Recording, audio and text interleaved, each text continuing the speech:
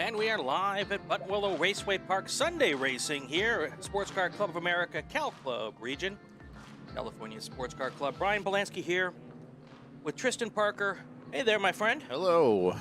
It is time to go racing. It is indeed, and a bit earlier start than yesterday too, but hopefully a none less exciting one here with this race group 1 made up of, well, primarily Spec Racer Fords out here today. Let's get right to our full field starting order here. Take it away. Sure. Starting in 12th place, number 76, Scott Renner from Los Alamitos, California. Next to him in 11th, number 49, Chris Strand from Morongo Valley, California. In 10th, number 16, Michael Moshe from Los Angeles, California. In 9th, number 71, Douglas Stewart from Porter Ranch, California. In 8th, Aaron Stein from Santa Barbara, California. In 7th, number 111, Charles Pigeon from Abilene, Texas. In 6th, number 65, Vince Balk from San Diego, California. In 5th, number 6, Noah Hambayi from Trabuco Canyon, California. In 4th, number 197, Robert Edmondson from Ranchos Palo Verdes, California. In 3rd, number 9, Brian Schubert from Huntington Beach, California. In 2nd, number 55, Jay Rosenthal from Woodland Hills, California. And starting it all in pole position, number 137, Bill Kephart from Colorado Springs, Colorado. All right, we are getting ready for our start. They should be coming through the back section of the course right now, heading to our main straight here in just a moment. Another beautiful day for racing. Tracy Kane's our starter. She has got the green flag in her hand, waiting to see if she likes what she sees. We're not going to say anything negative about that because we did that once yesterday, and we got to wave off. Actually, I told Tracy about that, or actually Chuck about that. We all got a good laugh about it. So I don't want to put the announcer's curse on this. Oh, no. 25 minutes of racing here today, I think, just like yesterday. Yes, correct. I should check these things before we go live. Yeah. 4 races again, like we had yesterday, and this is our first one of the day. Probably one of our most competitive as well. Exactly, absolutely. Still no cars coming around the corner yet. While we're doing that, want to thank our pace car just coming off the track. Want to thank Porterfield Racing, and now we have a green flag for our first car. This is going to be a gap start. Our Formula Ford car gets a little quick start here, and then our racers come across next. And of course, they don't have anybody to keep them on the pole. How that's supposed to work, but that's the way it worked out here. That's the way it will be. And again, you know, we weren't kidding when we said this is going to be a competitive group. This was very competitive yesterday. A really kind of very nitty-gritty race, too, on a very technical track that we have laid out this weekend, which is the number 13 combination or clockwise combination, which adds our little bus stop in there that really ups the difficulty. It does, and that was a point of consternation for a lot of drivers yesterday. So we will watch that as well. Now, it shouldn't be as bad for this first race because our sweeper truck was out during lunch taking all the marbles and the dust off the track. So it should be a fairly clean track at the moment until someone messes it up, and then it won't be. And when I say until, it's not if, it's until. It's already happened. You see a bunch of dust getting kicked up right there as they come in through the bus stop up until the truck stop, and that's where it's all going to be. There's a little almost a chicane right there that tends to cause a lot of consternation in our drivers. Fortunately, it's right where we can see it, Brian, so we'll see it there. But speaking of how competitive it is, by the way, the group to watch is that group of three at the top of the spec racer Fords, Rosenthal, Schubert, and Edmondson. In fact, Schubert has already passed Rosenthal and taken the top spot here on the first lap. So already Brian Schubert trying to sort of assert himself out here. Edmondson and Rosenthal both tailing him now in second and third, respectively. And yesterday, Schubert had, I was trying to think of proper adjective. I'm going to go with a slew of problems. Indeed, a no good, very bad day. Yeah, had mechanical problems, had a little contact, a little this, that, and it was not a good day for him today. Hopefully for him, at least that's what he's thinking, he's going to make a little bit better of a showing today. Looks like coming down into the turn here on Sunrise, there's a little bit of a tete there between the number 6 car and the number 197 car of Robert Edmondson. There was a bit of push and pull yesterday between number 9 and number 197, passing on a yellow by accident and then taking the spot back and all sorts of stuff. But nobody's body work is falling off yet, so I think we're doing okay so far. Yeah, I think Schubert's thought process at this moment is let's get away from everybody else so nobody can hit me today. And he has opened up, actually, not a insignificant gap there for himself between him and Ray Rosenthal. There's a good, at least, almost 2 seconds now between them. So that's something that he'll probably be very happy about. That said, he did just take that bus stop corner a little nasty right there. Still setting out, though, big cloud of dust being kicked up by 197, though. That's Edmondson. And that group of 3 at the front is actually spaced themselves out about three, maybe 4 car lengths apart between all of them. Well, and that's good for them if they don't want to change positions for the rest of the race. That's great for your first place car. He wants as much space as he can. Second, third, fourth, if they want to catch that first place car, that first place spec racer Ford, they will have to work together because this is one of those classes where you're stronger together than you are apart. And of course, to give credit where credit is due, it is not just spec racer Fords out there today. We have the Formula F here. That's Bill Kephart, who was our pole position. He's much faster than the others, which is why we had that split start. And then we have down at the very bottom at tail end Charlie of number 76. That's Scott Renner in the Formula V. Just had a nice clean race yesterday, so we hope that he has a nice clean race here today as well. As we see first Bill Kephart, then Brian Schubert, followed by Jay Rosenthal. And again, Edmondson right there behind as well. Noah Hambayi, he was nipping at the heels last time we saw him come back past the starting line, Brian. Not so much right now. And our 2 cameras today, we've got one at the end of our main straightaway, pointing towards start-finish, and then we also have this camera. We call this the off-ramp camera. They're coming through that section and then heading down towards, once they leave our screen, heading down towards Grapevine. Another beautiful day for racing out here. Chamber of Commerce weather, as I like to call it. Let me look up here. According to the old telephone here, it tells me that right now it is 68 degrees. We're supposed to get up to 74. Not a lot of wind, but you do know which way it's going every time the dust gets popped up, because the dust just doesn't go up and then down. It does float a little bit across the track, so got a little crosswind, but nothing that should do a whole lot with these cars today on that back straightaway. Yeah, very clean today. I wish we could say the same of that bus stop turn, but it just continues to give problems. I mean, I just saw the 3 leading cars come around here. They hit really hard, actually, the inside of the little chicane there coming out of the bus stop, and then really hard into the other side of truck stop. In particular, Brian Schubert, who was in the lead, the back of his car slid out quite a bit right there. He had to kind of reassert control. So that's something we saw with our Spec Miatas yesterday, Brian's, but you don't necessarily want to see that with the Spec Racer Fords as well. Absolutely. It's not so bad, though, with the Spec Racer Fords. They're still pretty hardy cars. Crossing the start-finish line there is our leader, Bill Kephart. He got that lead with the help of a little bit of a split start, kind of a gap start. His car is faster in a straight line, or in the corners, than the Spec Racer Ford, but not as fast in a straight line. So they give him a little bit more of a gap so that they don't really have to race against each other. The Spec Racer Fords get their race all to themselves essentially, and then we don't have to worry about too much for those two classes to get mixed up together.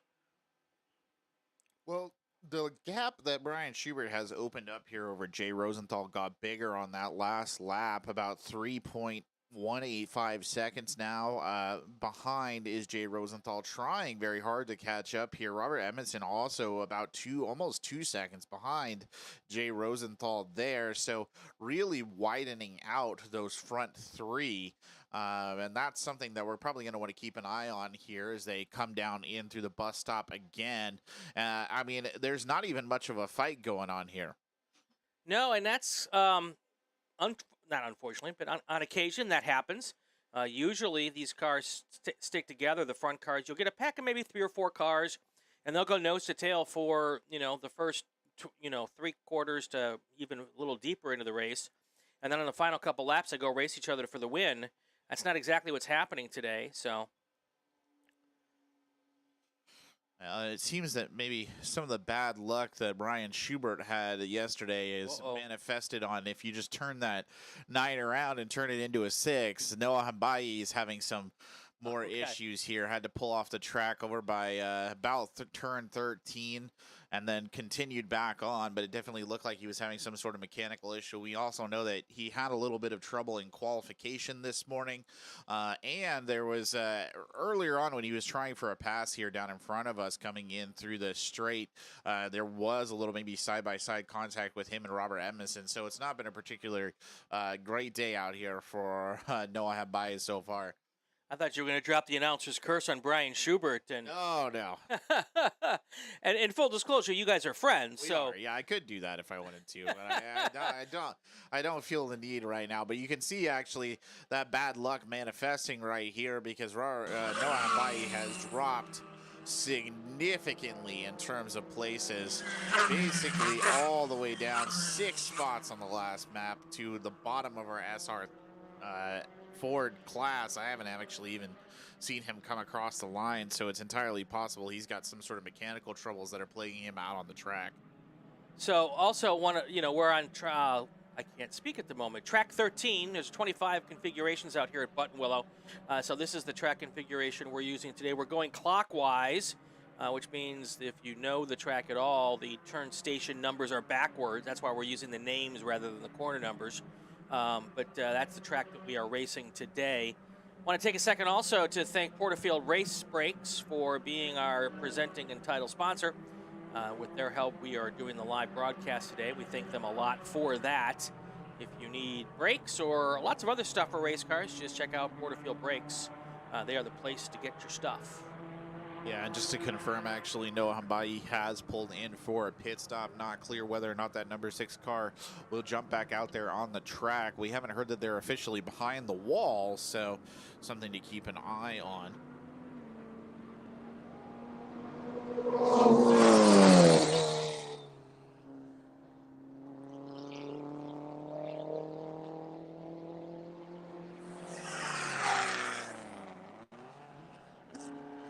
Getting a look here, it looks as if Noah Hambayi might actually be out. Can't confirm just yet. Sounds like Jay Rosenthal has had his own little bit of bad luck out there, though. Span off around turn number 4, came back on, but that definitely going to hurt him overall in the timing, and actually probably does Brian Schubert a little bit of a favor up there at the top of the list, too, because anybody who could really pressure him now, Robert Edmondson is almost a whole 6 seconds behind, so as long as the race stays clean at the front, it might be a good day. Yeah, it could be if you're Brian Schubert, absolutely. So, got a couple changes in order. Charles Pigeon's now 4th, Vince Balch 5th, and Jay Rosenthal, as Tristan was saying, has dropped down to 6th. Douglas Stewart also dropping back, it looks like, a little bit, except, no, I lied. He's going up. Everything's moving around, and it's hard to keep track of, which is cool when you got a lot of passing going on out there. A little bit of traffic too right now. That number 76 car of Scott Renner, the Formula V, sort of getting in the way down there by the truck stop, but he handled it perfectly fine. You saw Robert Edmondson come sailing by. Brian Schubert has already made the pass, and really at the top of the list, it's just the two of them, Schubert and Edmondson, who are really racing right now. Charles Pigeon is about a good 15, almost 15.5 seconds behind Robert Edmondson, so I doubt that we're going to see much going on there. Worth keeping an eye on Jay Rosenthal down deeper in the order, sort of sandwiched here around Douglas Stewart and Vince Balch. He might very well try and pull something out. Jay Rosenthal did very well yesterday. Very well. Got to give some credit here. Bill Kephart in the Formula 4 just came in with the fastest lap of the day, 153.354.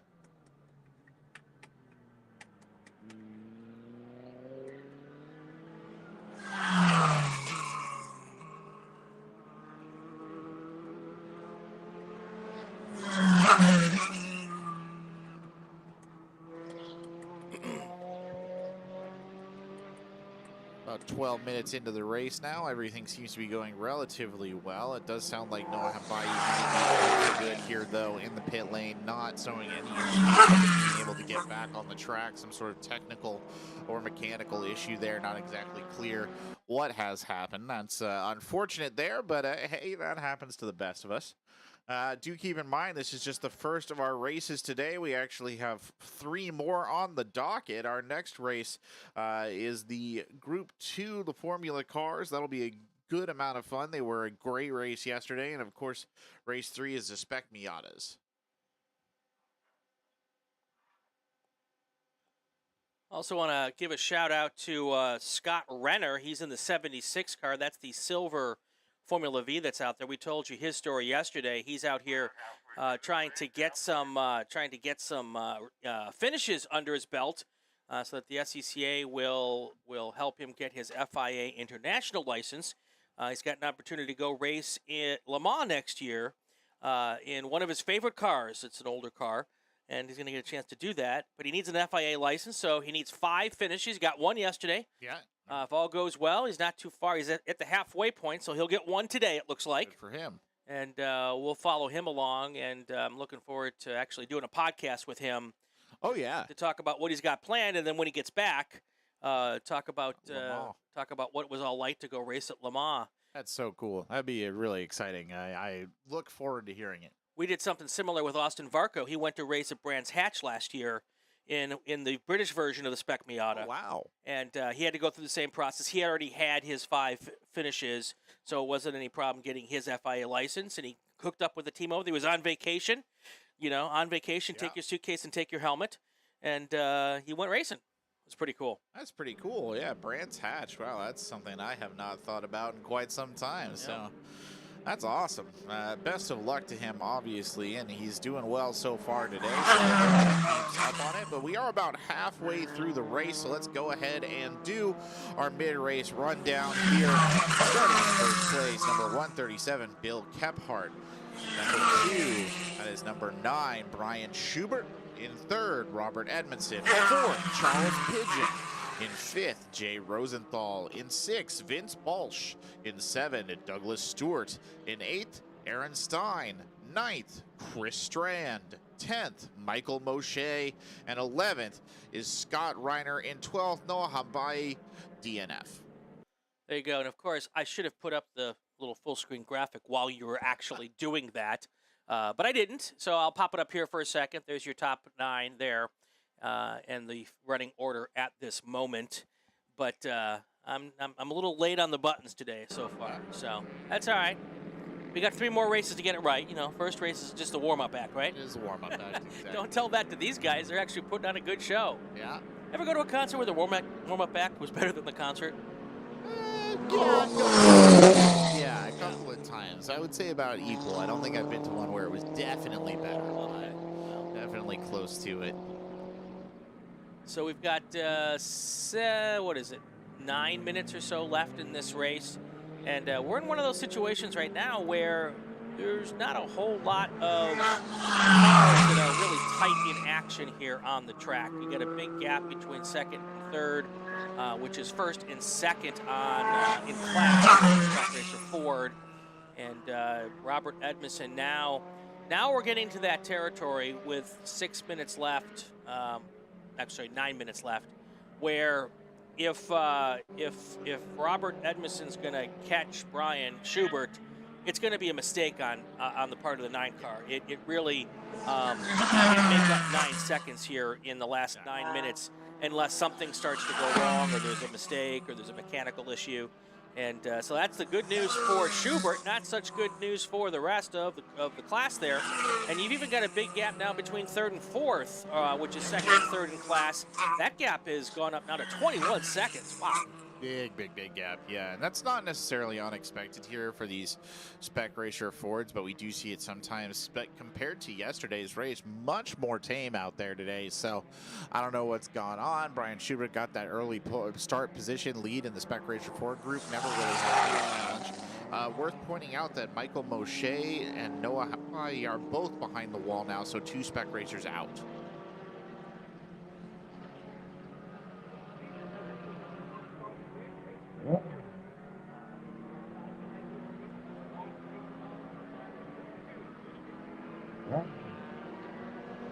Bill Kepper doing what he needs to do to stay out front here. He's got a gap here of about, and I'm stalling because I'm waiting for the second place car to come by so I can tell you. That's how you know how long the gap is. I'm still stalling. It was about 30 seconds. I was going to say we're going to probably be about 35 seconds or so. Here he comes across the line for the second place car, 23 seconds. That's the 9 car, your first place car in class, second place overall. That's Schubert. Here comes Edmondson crossing the line third. That gap now has risen to, oh gosh, over 10 seconds. So, yeah, kind of uncommon. These cars usually are pretty well tight together for these races since they're spec cars, but certainly not the way it's playing out today. A lot of the guys out here who run up front typically are not here this weekend. Dino, he's a multiple national champion. He's often out here. He's not here this weekend. TJ Acker's not here this weekend. He usually runs up front. Brian Schubert actually joined that class of guys up front who tends to run up front. So he's the only one of that little core group. And Brian's just kind of entered that group in the last year or so where he's consistently running in the top 4, top 5. So he is kind of the class of the field this weekend. Yeah, pretty much. Without mechanical and body problems, he's able to take advantage of that. Yeah, it's much easier to race when parts of your car aren't falling off. So it is. Be surprised. I know how that goes. Not the only thing going on, by the way, at the track this weekend. We also have our national time trials here, and they've been going on and off over the last couple of days. Pretty fun to watch. A bunch of cars out there. Giving it a good turn. Varied groups too, which I think is the most entertaining aspect of it. But we'll see our most varied group later on today when we get to Group 4, and that's always a bit of a treat to see a bunch of different cars out there on the track. But speaking of different cars, Bill Kephart did just come tearing by the Formula V of Scott Renner. Might have lapped him. I don't know if it's the first or the second time. I think it was the second lapping, actually, as Brian Schubert comes across the line here, about 156.4, very calmly and adroitly carrying on. He's followed shortly thereafter by Robert Edmondson, the gap having grown by almost 2 seconds. Brought it up, Brian. Now 11.292 there. So, yeah, barring something disastrous, this should be a walk-in here for the Spec Racer Ford class. I'm writing myself a text message for right now to remind myself to bring my Webster's dictionary with me next time I'm in the booth with you. Always dropping the linguism for me here. I just made up a word, linguism. That's a good word. I like it. I get it. I don't think it is a word, but I put it out there. Adroitly. Adroitly, yes. Yes, I love it. I read too many books. I don't know what else to say. I think that I would be wrong to suggest that you read too many books. I think reading more books is probably smart. It is. Yeah. Fair. I just need to get the, everybody, yeah, I'll bring my Webster's next time. Well, a big announcement from one of the corners, actually. There's a tumbleweed on course, so tumbleweed's gone, apparently. But it just blew through, as they so often do. Isn't that the whole MO of a tumbleweed? It very much is. I obviously, we're watching the race here, and sometimes the conversations that happen in race control are beautiful because there's a conversation just now about is there a specific flag for a tumbleweed. So, I would think that would be the debris flag, right? The debris so. flag. I mean, it wouldn't hurt the car. If it's moving, is it the white flag, a slow-moving vehicle? It very well might be. Could be.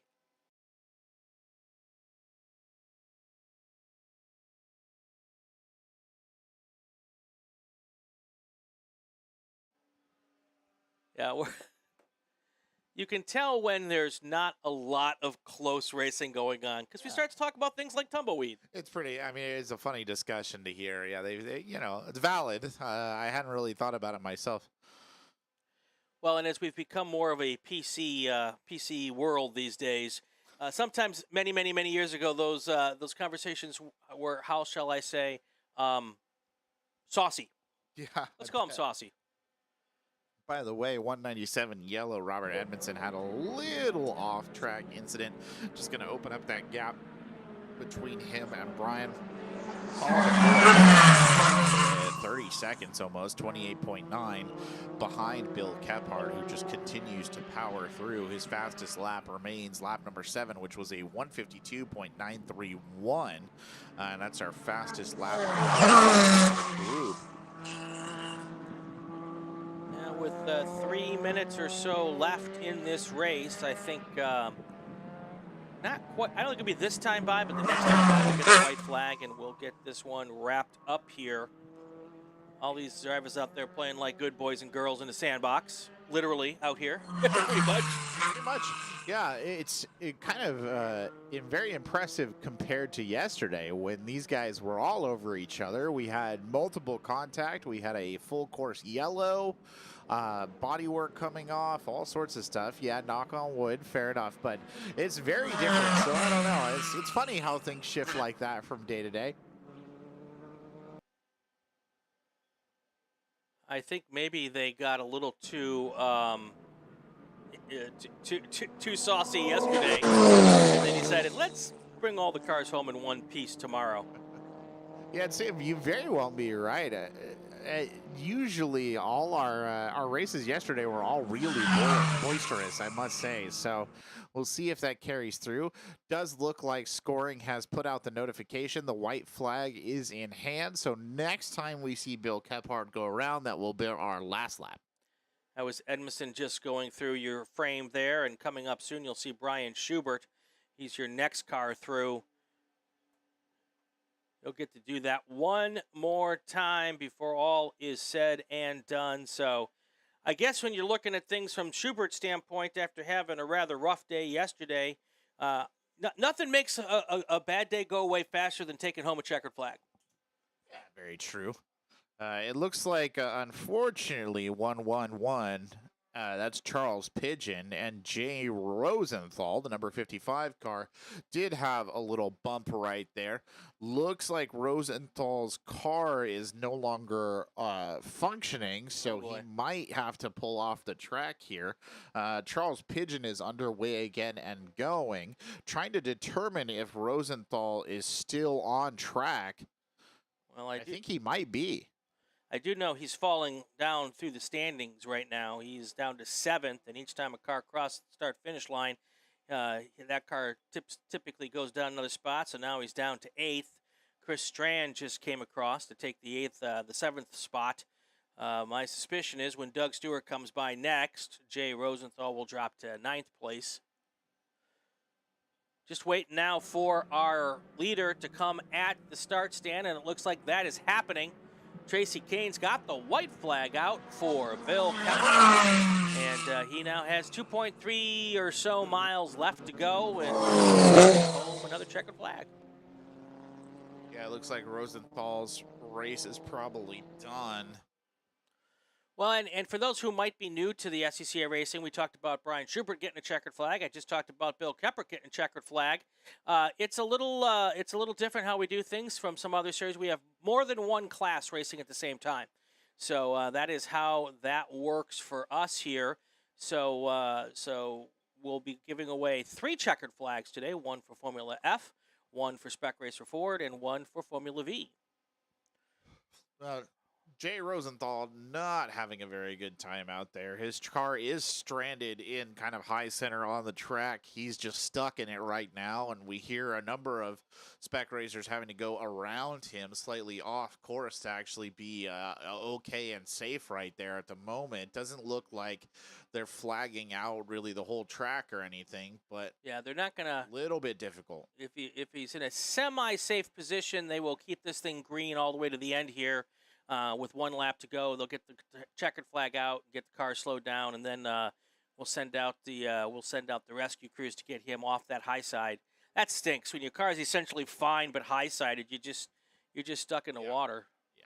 So it is unfortunate indeed, and can't be very enjoyable to just have to sit there either as all these cars come whizzing by you. But everybody's being pretty responsible about it, so it shouldn't be too much of a problem here. We should shortly, I imagine, be seeing Bill Kephart come across the line. I have seen the checkered flag pulled out, so it looks like they are just waiting for it. Our pumpkin on top of the start stand out there is quivering in anticipation, or perhaps just the wind. Not really clear.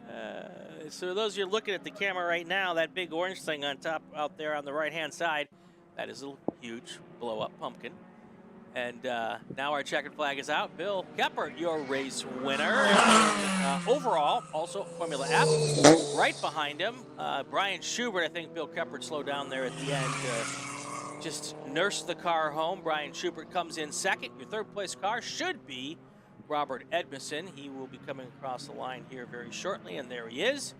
We'll take just a short breather here, and then we'll give you a full field rundown here in just about 15, 20 seconds. While I take an opportunity here while we're waiting for that to thank the good people at Porterfield Racing Brakes for being our title sponsor. We appreciate everything they do for us so we can bring these races to you. They've got everything you need for brakes, brake pads, brake rotors, all that cool stuff. They also do a bunch of other stuff that isn't that isn't brake related, but racing related. So if you want to go check them out, they ship out of California. So even if you're not here in Cali, you can still get some good stuff. Their website, Porterfield-brakes.com. All right, let's give the full field rundown. I think we got enough cars across the line now. All right, starting in our first place race winner, it is number 137, Bill Kephart. In second place and first place among the Spec Racer Fords, it is Brian Schubert. In third, Robert Edmondson. Fourth, Charles Pigeon. Number 5, Vince Balsch. Number 6, Aaron Stein. Number 7, Chris Strand. Number 8, Douglas Stewart. And number 9, Scott Renner. Jay Rosenthal, Michael Moshe, and Noah Hambai all did not finish the race. And there is your finishing order for Race Group 1. We'll be back here in just a minute. A few minutes. We got to get that car cleaned up, but we'll be back in just a little bit for Race Group 2. Stay with us. You're listening to the Cow Club races from Buttonwillow Raceway Park, presented by Porterfield Racing Brakes on the Racing Network. We'll be right back.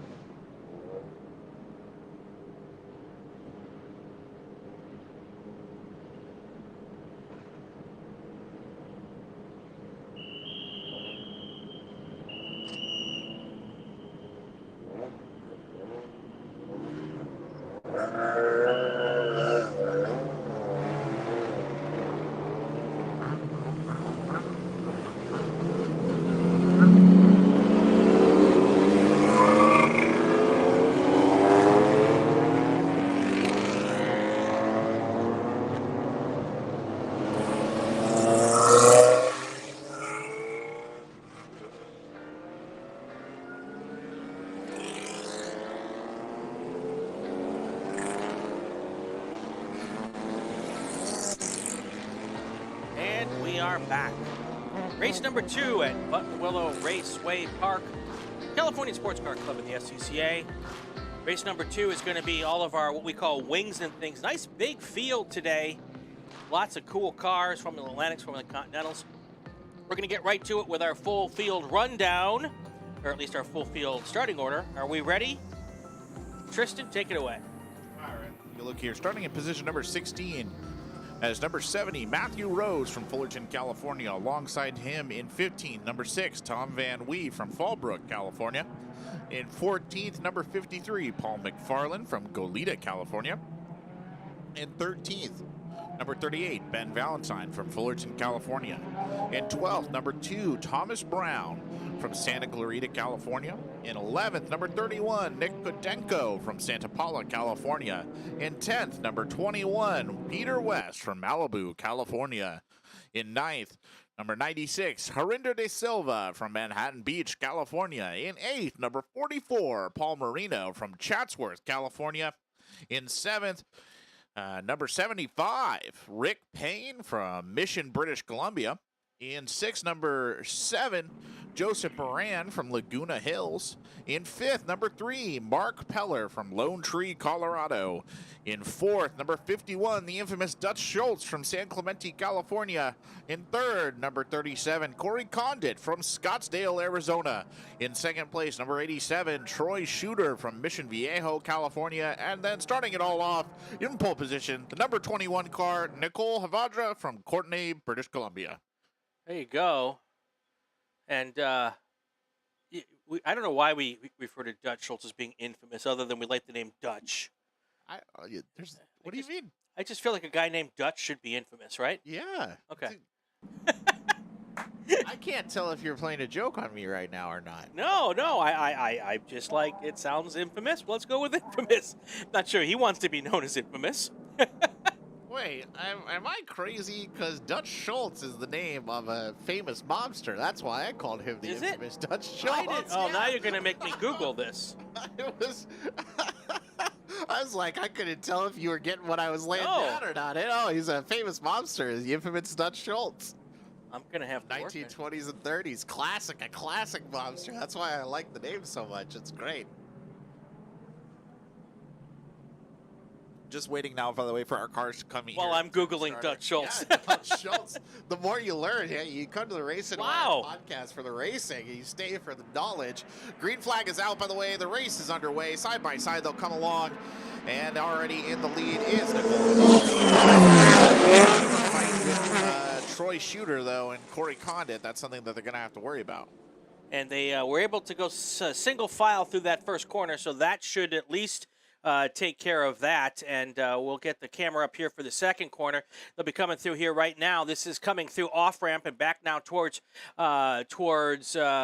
Grapevine. Single file, although right there side by side, about 10 car lengths back. Looking good there, although no issues, just cars flying through there, heading down towards the Grapevine. What a good, clean start there. Nicole Havadra was the car that came from behind yesterday and made her way to the front of the race and took yesterday's race. What a quick car that is, and she was flying yesterday, doing so again today. Troy Shooter doing his best to try not to let that car get too far ahead. They are different classes, so would not be surprising if that Nicole Havadra car does get a chance to move up a bit, but we'll see what happens here. We'll know more on how that first lap played out when they cross the start-finish line, and that should be coming here just not too far down the road. Quite literally. Big cloud of dust kicked up out there, and there was definitely some jostling, so it did look like Nicole Havadra might have actually lost that pole position right out the gate there, because there was a lot of back and forth. I think we'll get a better idea when they come around here on the first lap. We can probably give you a relatively good thought of who's who. And if there was an issue after the first lap, we will get a report from the corners, and they'll tell us what happened. So, all right, there's Nicole Havadra. She is your race leader. 1.1 second lead over Troy Shooter. Corey Condit's in second, Paul Marino third, Joe Moran fifth. Here they come now into the off-ramp section. And no real difference in the gap here right now between Havadra and Shooter. Those top four cars pretty much holding station as they come through what is essentially the third turn of this particular configuration. Although we call it turn station 15, we use the names because we are going clockwise today, which means our corner station numbers are backwards. Use the names to confuse me, as sometimes I think that's what's going on. But much closer grouping here today from these cars, getting pretty tight there. Worth pointing out, Corey Condit only 0.72 of a second behind Troy Shooter last time they came around. So I think it's fair to say that we should see some passing, some jostling here, a little bit deeper back in the lineup too. It's gotten quite close. There's a group of three: Thomas Brown, Nick Kodenko, and the aforementioned Dutch Schultz are all quite close to each other, relatively grouped up. Again, we're doing 25-minute races today, so we are just getting started here, really. Still 22 minutes left. Lots of racing to go in SCCA terms here, so we'll just have to see. And as we saw yesterday, it took most of the first three-quarters of the race for Nicole Havadra to catch the first-place car. Yep. That was John Van Kennigan. That car had some mechanical problems at the end of that race, but the 21 car would have caught him anyway, even without those mechanical problems. Yeah, it does appear that the gap between Troy Shooter and Nicole Havadra has widened 2.34 seconds last time they came back in here. But again, some very close racing deeper into the pack worth paying attention to. We were talking about the Dutch Schultz sort of maneuvers there. It does look like he managed to get around Thomas Brown, though Thomas Brown was nipping at his heels. Nick Kodenko a little off of that group, but still very much in that contest. All of them fighting for about 9th place overall, so something to keep an eye on. Meanwhile, as we watch them come through the bus stop here, Nicole Havadra just opening up a bigger and bigger gap right there, not being intimidated at all. In fact, if anybody's got to be worried here, it's Troy Shooter. Corey Condit is coming up behind him at a blistering pace. If you're enjoying our stream here on the Racing Network, there's opportunities out there for you to sponsor our race streams here. More sponsors means more cameras. We've got 2 out and running today. We will have more in the future, but it all takes the help of our great sponsors to do that. So Porterfield Brakes stepped up. They're our presenting sponsors, and that's why we're able to do what we're doing today. But we want to do a lot more. And also, if there's drivers out there who live stream their actual races, we can take the live stream from your car and put it into the broadcast as well. To get a hold of me and give me that information, raceannouncerbrian@gmail.com. Get a hold of me and we'll work out all the details. Give me the feed and we'll put that feed in live while we're racing. Yeah, That would be awesome. Yeah, and it's been unfortunate out there at the moment on the track. It sounds like Thomas Brown, that number 2 car, has had some sort of mechanical error and has had to pull off the track. So that battle that was developing down there probably has resolved itself. I say that, though. And Peter West in the number 21 car has crawled up here to challenge Dutch Schultz for the 8th position, only about 0.27 seconds off as they come across the line. So again, another threat there for Dutch Schultz. Meanwhile, Corey Condit continuing to creep up on Troy Shooter here. Last time around, it was 0.93. And we see them actually coming sailing by us here through the bus stop into the truck stop, both of them handling the corner with aplomb. And you can actually see Corey Condit just, that gap gets narrow and narrow, I swear, Brian, every time they come past us. Absolutely. Nicole Havadra, still your race leader. She's in the 2021 Ligier F3 car, and that's sponsored by Faro.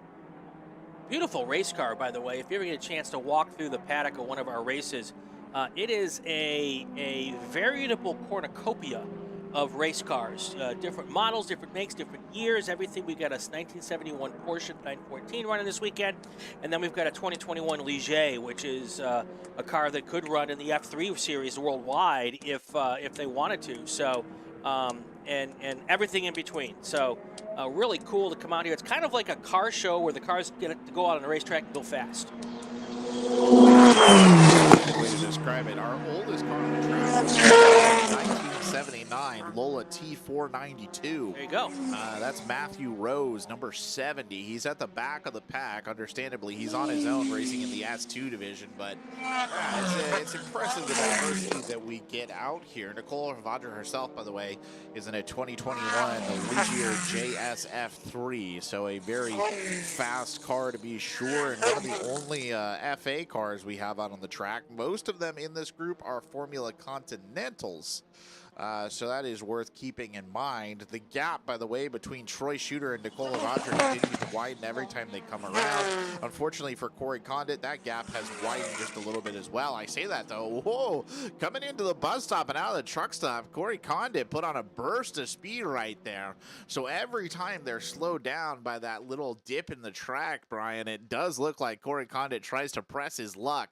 And I do wonder if we're going to see a pass maybe down by Riverside before this is all said and done. Well, and Corey Condit, Troy Shooter, two drivers who race against each other all the time. So they know what each driver will do in particular situations. And then you've got coming up from behind Joseph Moran in the P1 car.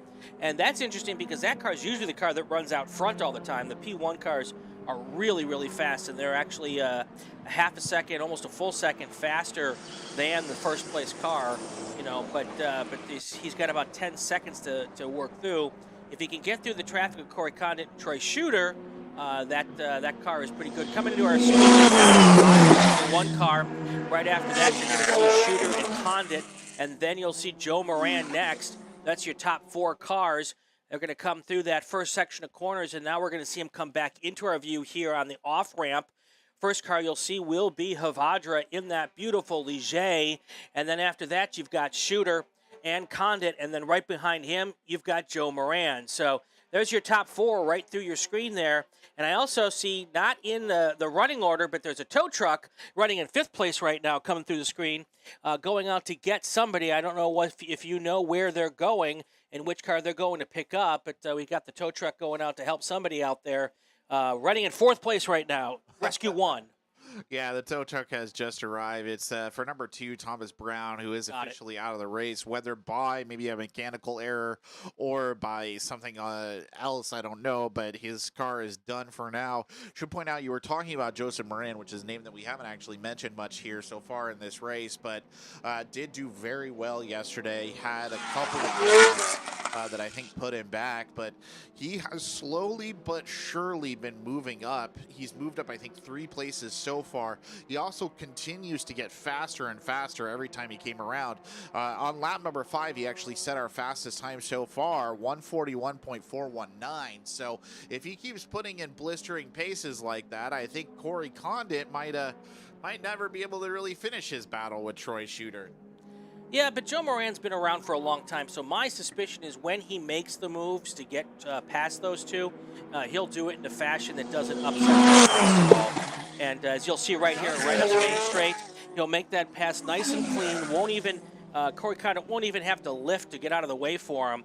And he'll probably do the exact same thing with Troy Shooter, so that Condit and Shooter can get right back into the fight again. Here comes Nicole Havindra, the 21 car, followed by Troy Shooter.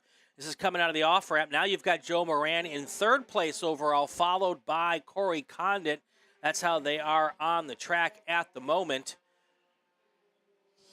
Yeah, Joe Moran made that pass look easy coming there past the start lane. Just right, slipped around and put on the speed. Like you said, Corey Condit basically didn't even have to do anything at all, which leaves us with a bit of an interesting prospect here. So Moran is sitting in between Condit and Shooter right now. And we'll see if he can catch up to Shooter. I think it's probably quite likely that he'll get there, and we'll see what the ease of the pass is in that group as well. Here comes your leader through the bus stop. Opened up a pretty big gap now over the second place car. Joe Moran making the move into second place, going into the bus stop, or at least trying to. I think I might have lost track of my leaders, and I might be talking about a completely different battle altogether. It looked impressive, and it sounded good the way I was saying it. If I had just kept my mouth shut, nobody would have been any the smarter. But I actually think that was not your pass for second place there. That might have actually been Dutch Schultz. Okay. Something interesting to note, you saw that one of the cars came around the inside there of the bus stop and waved pretty vigorously, and there you go, now over the line. Being chased by Moran there as well, trying to close the gap as Corey Condit passes by as well. The gap between Moran and Shooter, by the way, 1.546 seconds between Shooter and Havindra. It is 2.715. So a decent gap for Havindra to maintain. And again, I do kind of wonder now as we see the cars come back around what exactly happened down there on the track, because somebody was vigorously gesturing over towards the control tower. I actually might have been number 44, Paul Marino, but he doesn't seem to be gesturing as he comes in this time. So I'm not sure what he wanted to call attention to there at the nadir of the bus stop. Yeah, and it also could have been just pointing to a car to go around too as well. That's sometimes possible. So, or he could have been really not happy with the car behind him or a car in front of him. Any of those things are possible. Entirely possible. I guess we'll never know for sure. But we can speculate as much as we want. That's right. We'll just make it up if we don't know what's going on.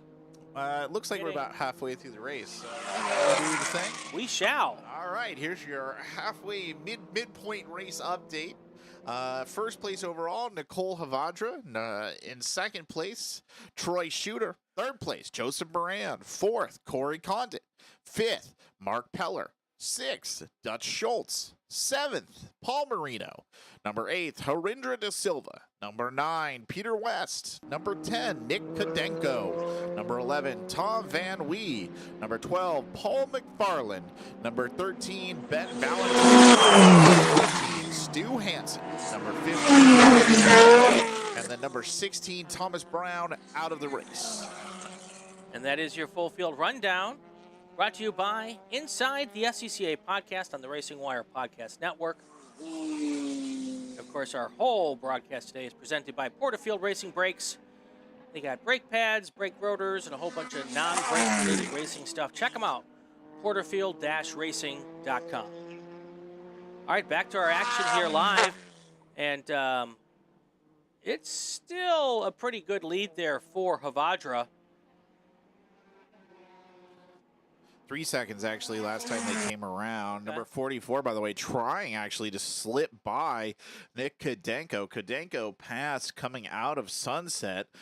You saw it looked like Paul Marino trying to get back around there, coming past the start line. Did not work. Kodenko with a tidy bit of driving right there as they came into the next turn, managed to stave off the competition. But yes, talking about Joseph Moran, 3 seconds behind. Nicole Havindra now has passed Troy Shooter as well. So it's now a battle for first place, actually, between Moran and Havindra. Worth noting, though, that the two of them are not in the same class. Right. Avadra is an FA, Moran is a P1. But still, I can't help but feel like we're going to see a little bit of a battle up there. I doubt either one of them really wants to go without fighting if they can. No, they want to get up there and do what they can to try to take a shot at winning this thing, at least for their bragging rights, if nothing else, right?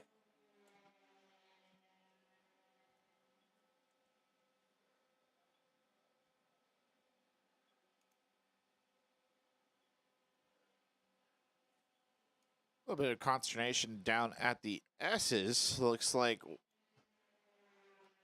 car number 7, that would be, trying to check who we'd had. That's Joseph Moran. Oh, no. He was doing so well, Brian. Joseph Moran spun out in the S's, puffed out some smoke, managed to get back on the track, but has dropped very far down. Ooh, sounds like there's been a little bit of a race incident as well.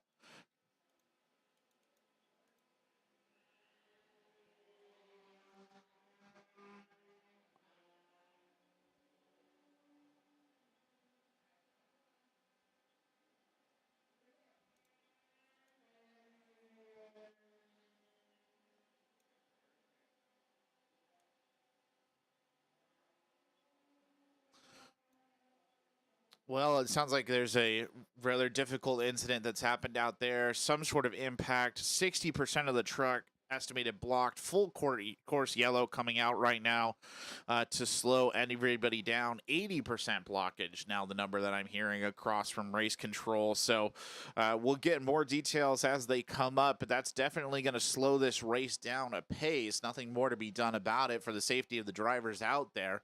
So we're trying to get some visual clarity up here from control.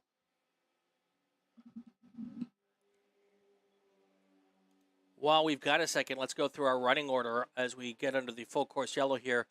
First place is the 21 car of Havadra, followed by Shooter in second. Corey Condon is in third. Peller fourth. Schultz fifth. Your sixth place car is Kadenko, followed by De Silva. Paul Moreno. Tom Van Wee is in ninth. Going through the rest of our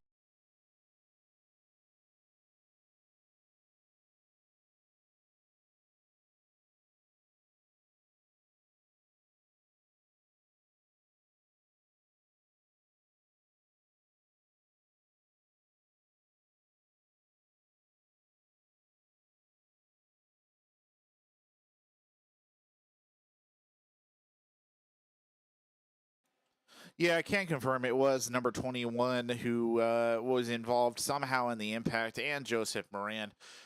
So they're going to have to clear those cars off the track. They've got vehicles on the way, and other than that, we just proceed under a full level. The pace car has the leader, so that'll slow things right down. We actually see them coming through the bus stop.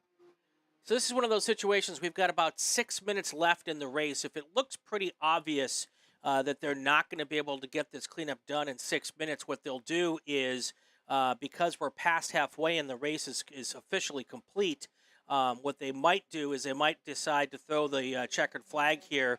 And all that does is it gets these cars off the track and gives the safety workers enough time to work even more quickly when they don't have to worry about cars coming at them. And so that's something that is in the toolbox of the race stewards, and we'll just kind of wait to see what the situation looks like.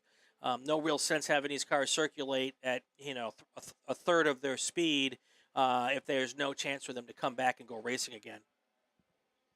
Well, it sounds like number 7, Joseph Moran, has managed to take his car into the pits under his own power.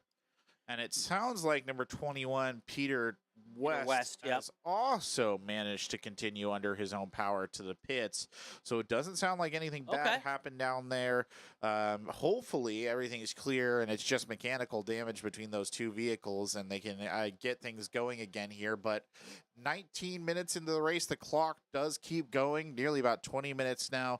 Pace car's lights are out, so we're going to go green the next time they come through. Let's give a big props to both drivers for getting the cars going and getting the race cleared.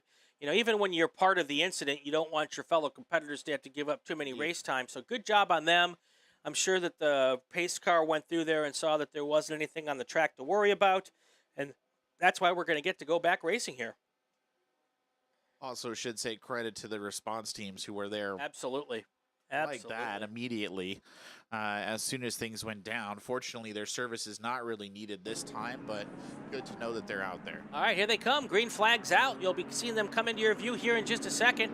Nicole Havedra is going to try to get that lead. We might have a shot for second and third place to do some racing here, as they get to be a little bit close going into that first corner. We'll see what it looks like when they come off the off-ramp and come back to us here. And it will still be the 21 car, but it's still everyone's bunched up a little bit. This is a breath of life for the second and third place cars, and there's a little bit of jostling there going for fifth place. I'm starting to use Tristan language here as they come through off-ramp. We'll keep an eye now. This is one of those things, this late race caution gives everybody a little bit of new life, and here they come now through the bus stop. Well, it certainly has reinvigorated the battle between Corey Condit and Troy Shooter. If you remember correctly, they had Joseph Moran sort of cut his way into that. Obviously, Joseph Moran no longer on the track, so no longer going to be much of an issue. There's also a little bit of fight just behind them, Dutch Schultz and Mark Peller. But as we can see, actually coming through the bus stop, through the truck stop, Dutch Schultz took that turn very wide, picked up a bunch of dirt off the track. So not going to really help his timing at all. But definitely that group of three, Brian, that's what we have to watch here. When they come by, I'm going to do a little bit of math in my head. Dangerous, folks. Danger, Will Robinson, when I start doing math in my head. But I think there's going to be 2 laps left in this race next time by, and that's going to be all they've got to do this. Corey Condit, Troy Shooter, hopefully they will let their tires cool during that short little yellow flag session. They go after each other here and get something going here in the final 2 laps. They should be coming into our view right now. There's your first place car. You'll see her. It's a good race right now. Oh, it is indeed. Yeah, Condit and Shooter still fighting it out. Just to clarify what happened right there, by the way, Brian, it does appear that it was Joseph Moran, number 7, who span out, which led to unavoidable contact by Peter West in the number 21 car. So nothing to be done about it, really. Fortunately, everybody okay. That's all good and fair. Our next lap coming up will be the white flag, and we'll be nearly done here. So if Corey Condit is going to make a move on Troy Shooter, now is the time. I mean, he's actually seen the gap widen.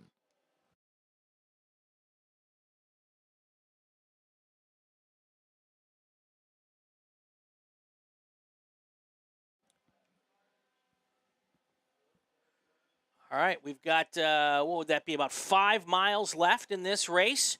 2.3 on the final lap, and whatever's left of the penultimate lap. See, I'm trying to pull out all my 25-cent words. I feel like it's a competition now. 25-cent words. Oh, my.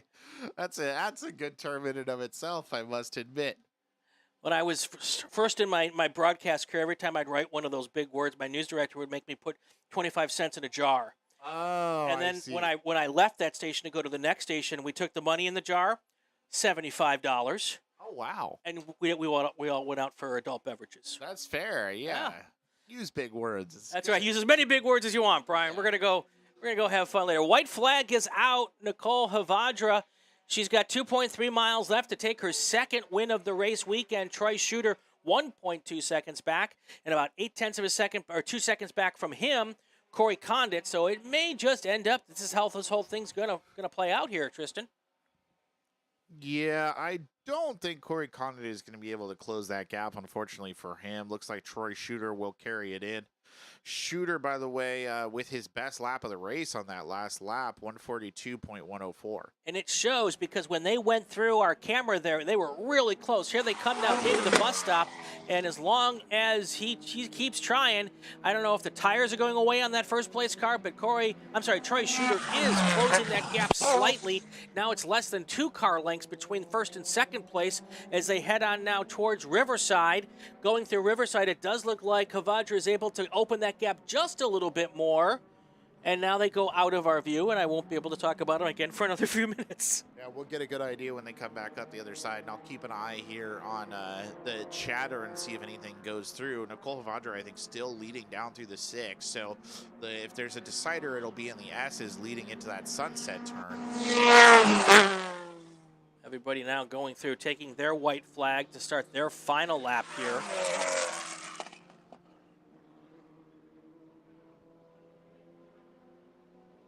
Checkered flag is out, ready to go as we wait, and here they come around the corner. And Chuck Phillips waving the checkered flag. Who is it going to be? It's going to be Nicole Havadra. Going to win her second race of the weekend, back-to-back here at Buttonwillow Raceway Park. Great racing for her. Troy Shooter second. Corey Condit will finish third. Dutch Schultz is fourth, and Mark Peller is fifth.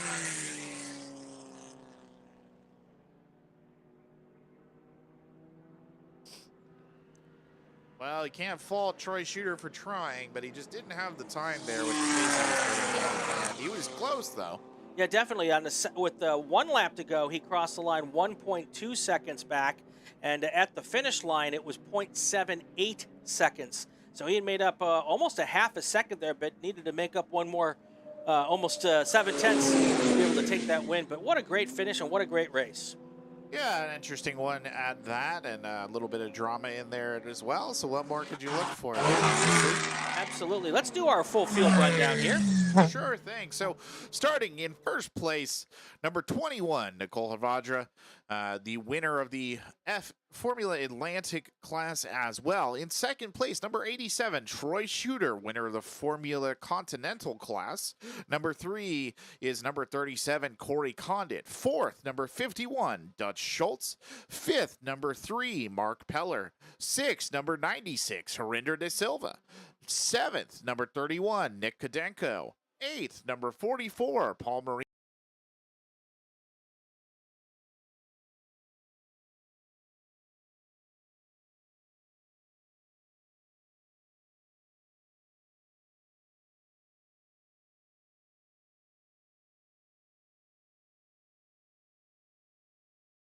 And Thomas Brown did not finish. All right, that's going to do it for race group number 2. Race group number 3 is coming up next. That's our Spec Miata group. Folks, that's always a lot of fun.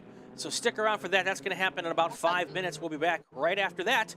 This was the Cal Club SCCA races, Buttonwillow Raceway Park, brought to you by Porterfield Racing Brakes on the Racing Network. Stay with us.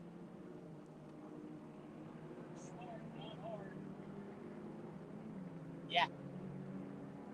Watch the toe.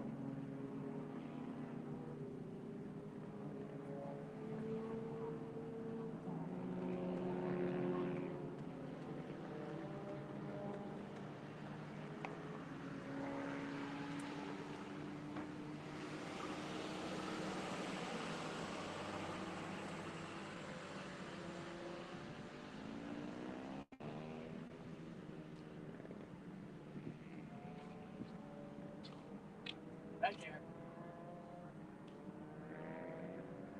That's it.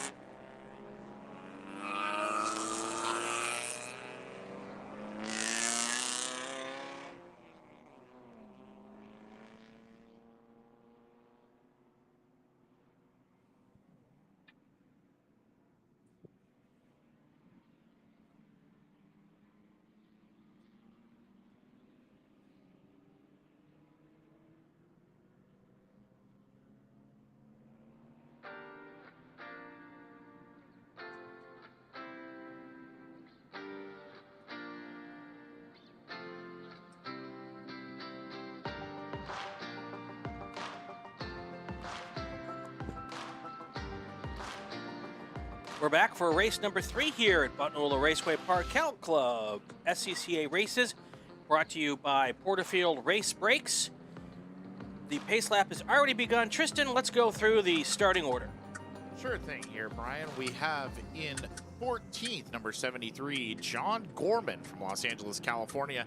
In 13th, number 24, Adam Kaslikowski from Venice, California. In 12th, number 93, Jorge Diaz from Chandler, Arizona. In 11th, number 74, Gabe Estrada Jr. from Vista, California. In 10th,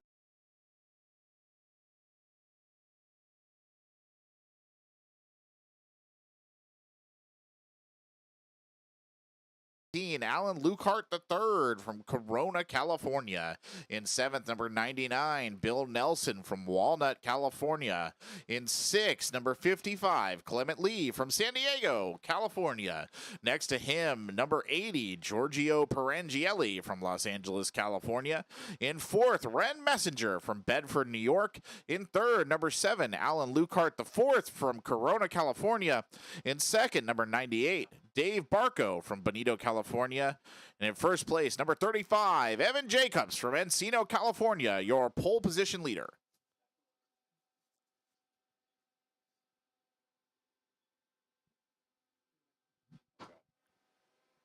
Joining us in the booth right now, Thomas Guest Jr., here all weekend working with the National Time Trials crew.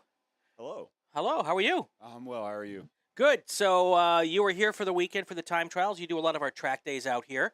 How was the time trial? We're going to pause here at the second to get the start of the race, but we'll keep talking with you through the first couple of laps here. How was the group so far today? So far, so good. All the drivers have been giving positive feedback. They're getting faster, even as the day warms up. So Good. We're getting ready for our green flag here. Tracy Kane has the flag in her hand.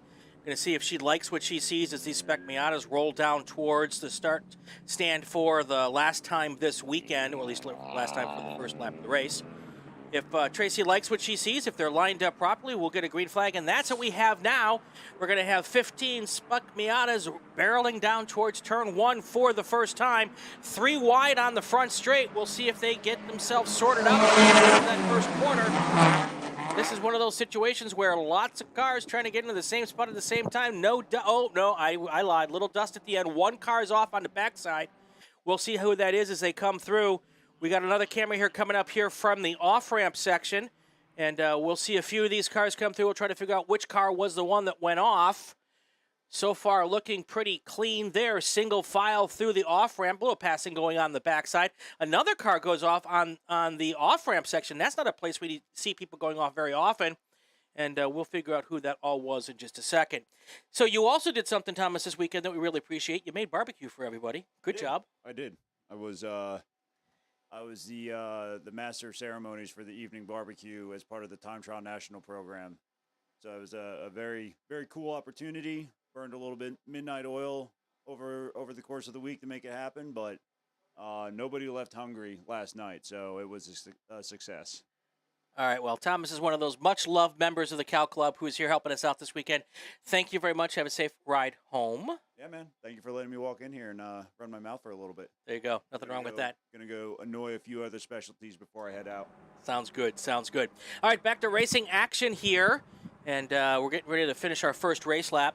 And appreciate everything that all the workers and volunteers have been out here doing this weekend. A little bit of dust, but so far it seems like everybody got through fairly clean. We'll know more after the first race lap. Yeah, our Spec Miatas generally tend to be the more wild and one of the more wild and wacky groups. Probably the wildest, wackiest generally that we see out here. So I wouldn't be surprised if we saw a lot more dust before this is all said and done, Brian. It not surprising to me at all that they came out kind of jostling there at the beginning, because that just seems to be the case always when we see these guys race. It does, and here they come. Just in just a second, you'll see them come across the start-finish line, and they will be part of what we're doing here. All single file now, and a couple of car lengths between each car here as they come by us here at the end of that first race lap. That's also when our corner workers are able to report any issues. I do see a little bit of dust at the exit of Sunset, so somebody got a little, at least one wheel off there as well. So just taking a look at what we saw here coming across the line, little bit of jostling and changes here from that initial starting order. Giorgio Perangielli moving up into third, Alan Lukart the fourth, respectively, dropping down to fourth. And then Clement Lee has managed to bump himself up a position and take fifth. Ren Messenger dropping all the way back to sixth there. So that's towards the top of the order. At the tippy top, though, Evan Jacobs remains firmly in the lead, and David Varco remains firmly in second with a .374 gap between them. And I can confirm that the car that had the issue at the start of the race, at the end of the first corner, was Adam Keslikowski, and because he is in last place and about 7 seconds behind the main pack. So he was the one who had to get himself collecting it back on the racetrack. That will be a long race for him just to get to the back of the pack and hopefully be able to work his way up for a couple of spots there. I think that Ren Messenger as well, the number 3 car, went off and on a little bit there as well, which might explain him dropping at least 2 places here. Farther down in the order, it's worth pointing out that both Austin Varco and Bill Nelson have dropped about 3 places from their starting position as well, so not a particularly great start for them. Preston Lerner, who was sort of in the mix yesterday, has pushed himself up 3 places, now chasing after that unfortunate Ren Messenger right there, seeing if he could take it off. But really, David Varco and Evan Jacobs requiring some attention right now, considering just how close they are, and they'll be close again as they come past the line. And all that separates the 2 spiking out is in the lead. Going back to that lead car, David Varco, he and his son came together yesterday in the race, had a little contact. I'm not quite sure how dinner was last night, but that was why Austin Varco dropped out earlier in the race yesterday, and he is back here running towards the back of the pack today. We'll talk a little bit more about his car here in just a little bit. Really cool story with what he's done with that car this weekend.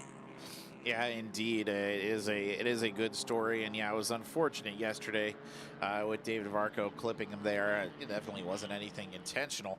Of course not. Looking here at our order, it's worth pointing out that we got a pace side-by-side for second place going into the bus stop. And I don't know which car was the red car, which car was the white car, but the white car decided, you know what, this isn't very smart, backed out. No, the bus stop is not a fun place for a turn. We've seen maybe 1 or 2 drivers attempted there all weekend, but the fight's still ongoing, actually, as they come around to Riverside, except now it's for 3rd and 4th. David Varco has kind of pulled ahead in that 4th place spot. That's Alan Lukart, the 4th, appropriately, chasing on the heels of Giorgio Perangielli, trying to find an opening. It won't happen, though, and David Varco continues to hold that 2nd place as his 2 nearest competitors battle one another. And that was the 2 cars, the Perangielli and Lukart the 4th, were the ones that were side by side going into the bus stop. So a little bit of racy out there today so far early in this one. Fun to watch.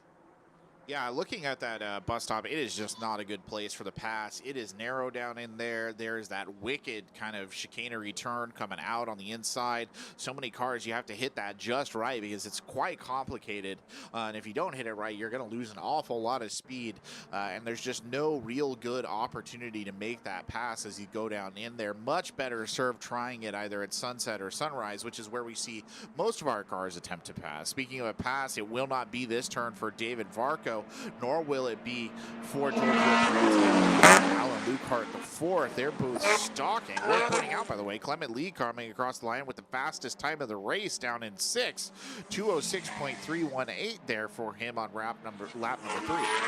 Austin Varco making his way back up through the field. He had dropped down to 12th at one point in time. He has moved up to 10th on that lap. So past 2 cars, and he's typically one of the faster cars, and you could tell right now he's turning laps at 2:08, and that's about the same speed as a 7th place car. So he'll be trying to work his way up, trying to get as close to the podium as possible today. Bunch of dust kicked out there up at the turn coming off around the I-5. Trying to get an idea who that might have been. I have a feeling it was Lucart again. An attempted pass coming in here. That would be the number 3 car of Ren Messenger, who kicked out to the side of Lucart, tried to get around him on the outside of the track. No luck to be had right there. Still chasing him coming into Riverside, but a lot of dust kicked up coming in through the truck stop portion. I think is going to prevent enough speed there to whip shot anybody past anybody else. Meanwhile, Alan Lucart now trying to press ahead to get away from Ren Messenger is gunning for Giorgio Perangielli. So that entire group there, from Giorgio Perangielli to Clement Lee, remains very tense and tight here coming around these early laps.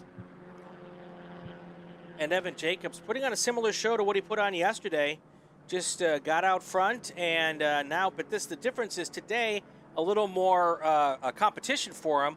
The second place car is only less than a second behind. Yesterday he was able to pull out a bigger lead. So this is not over by any stretch of the imagination. We're only 8 minutes in, which means we've got 17 minutes to go here in this race. Lots can happen in 17 minutes.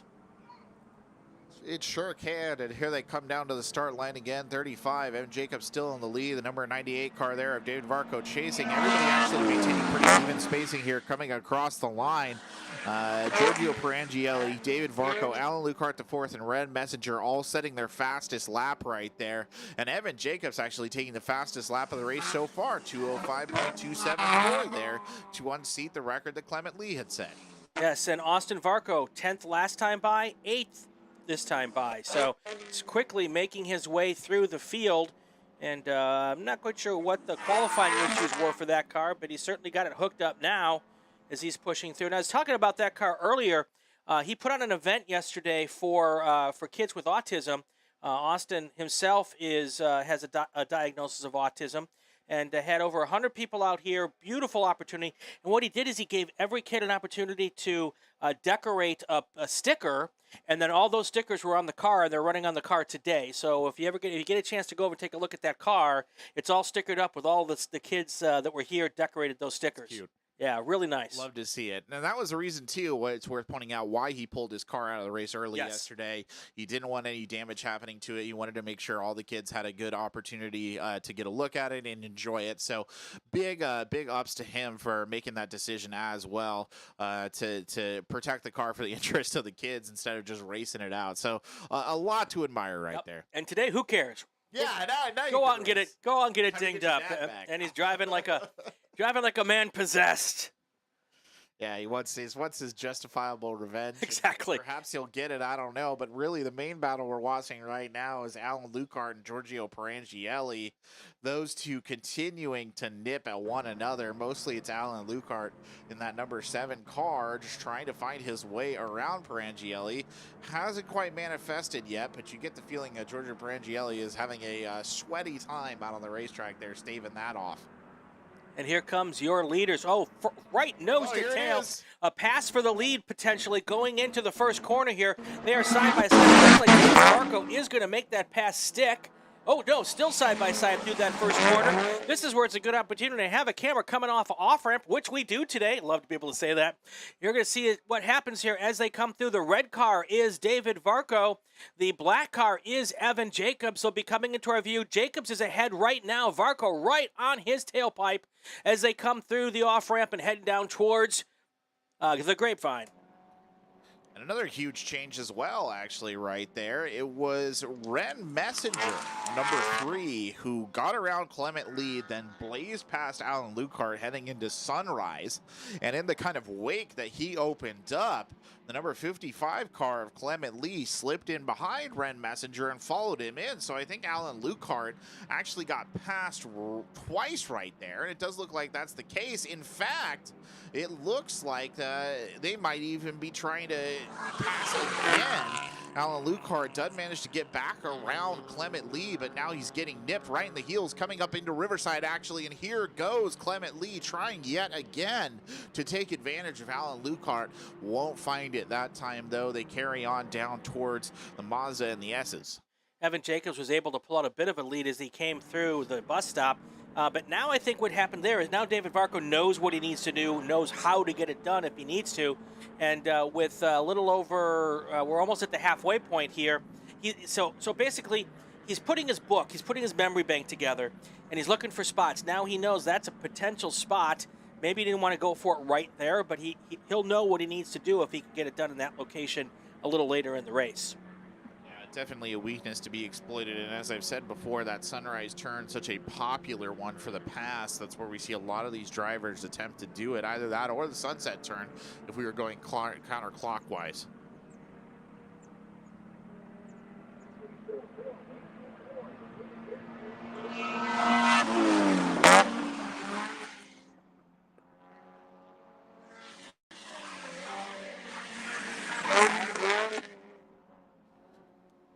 Well, we're about halfway through the race here, so let's go ahead and do our full grid rundown. In first place right now, number 35 of Evan Jacobs. In second place, number 98, David Varco.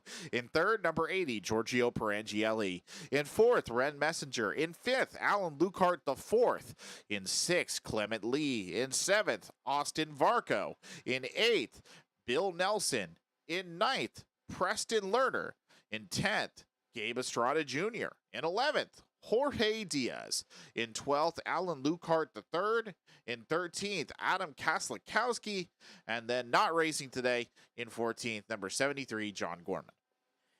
All right, our racing action up at the front, still kind of fast and furious, although Evan Jacobs kind of had that little scare from David Varco, and I think he said to himself, you know what, I'm good, we don't have to do this anymore. He has pulled open a little bit of a lead here now. That lead is extended to just over a second, and I think actually next time by it's going to be closer to 2 or 3 seconds. I don't know if that was the one moment that David Varco had tires for, and now he's got no tires left, but we'll have to just kind of see if this gap continues to widen here as we go through the last, 10 minutes or so of this race. Yeah, 10 minutes is a long time, Brian. That's at least probably 4, maybe 5 laps in there. So yep. There's room. I don't know if we'll see it. I agree with you. That might have been the high watermark there of David Varco's race. But, we've seen stranger things for sure. Giorgio Perangielli, by the way, must be pretty happy that the 3 cars behind him have decided to fight their own personal 3-way battle here while he just sort of sits in third and putters along. And there is that gap, by the way, that's been opened up. Jacobs, 1.915 seconds. Now we see the rest of that sort of leadership group coming across right here. And it does look like while Alan Lukart and Clement Lee are quite close, neither is really in a position where they can get the pass in. So the order remains relatively the same. Not sure who it was, but a puff of smoke coming out of Sunset that time by. And here comes it now off the off-ramp. You've got Evan Jacobs followed by David Varco. And then you've got that gaggle of cars in third, fourth, fifth, and sixth, all trying to do what they can do. And you're right, Perangielli wants those 3 cars behind him just to go race and have a great time. Go race each other. Go wheel to wheel, side by side, because that all that will do is let that number 80 car pull away even further. Well, they're doing exactly what he wants right there as they come down over the I-5 into that elevation change leading into the bus stop here. And again, it's Alan Lukart, by the way, who's managed to reassert himself in that 4th place position overall. Got the better of Ren Messenger, but he's not being given a lot of room to run. Number 55, Clement Lee, is right up behind Ren Messenger right now, looking for an opening. We've seen Clement Lee challenge multiple times heading into the Riverside turn. He won't do it this time again, just not able to turn it into his advantage.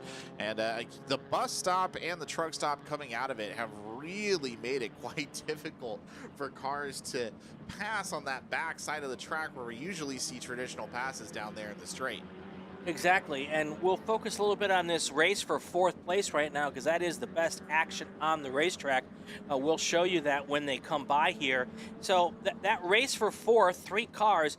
Again, we talked about it being good news for Giorgio Perangielli. It's also really good news for Austin Varco because the more they race, the better chance he's going to have of being able to catch that group and maybe get himself a couple more positions here. This should be your race leader, Clement Lee, coming across the line right now. Or I'm sorry, Evan Jacobs. David Varco will be second. And then once Giorgio Perangielli comes, you're going to see 3 cars come through here next. That is going to be the group of Messenger, Lee, and Lukert. There they are, right through the screen there. We'll follow them again. More dust coming out of Sunset. And now we'll pick up this group one more time as they come through the off-ramp. There's your race leader coming through again. That is Jacobs. The red car is Varco. And then the next car up will be Piriangeli. Then it'll be that three-car battle we were talking about earlier. There they come. That's Messenger, Lee, and Lukert the fourth. And then the car right behind him, that is going to be Austin Varco. So there's your top 7 right there as we keep racing now with about 8 minutes left in this race. Well, number 7 there, Alan Lukart, the fourth, just a little bit coming in through the Sunset turn.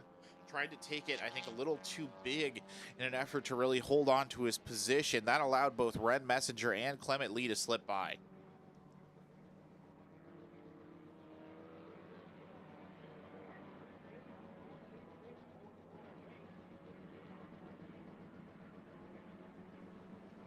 By the way, don't count Alan Lukart the fourth out just yet. He's now chasing and back up the heels of Clement Lee. We saw him getting awfully close down there in the bus stop, so I wouldn't be surprised at all if this order switches up. That does seem to sort of be the trend we're seeing here, Brian.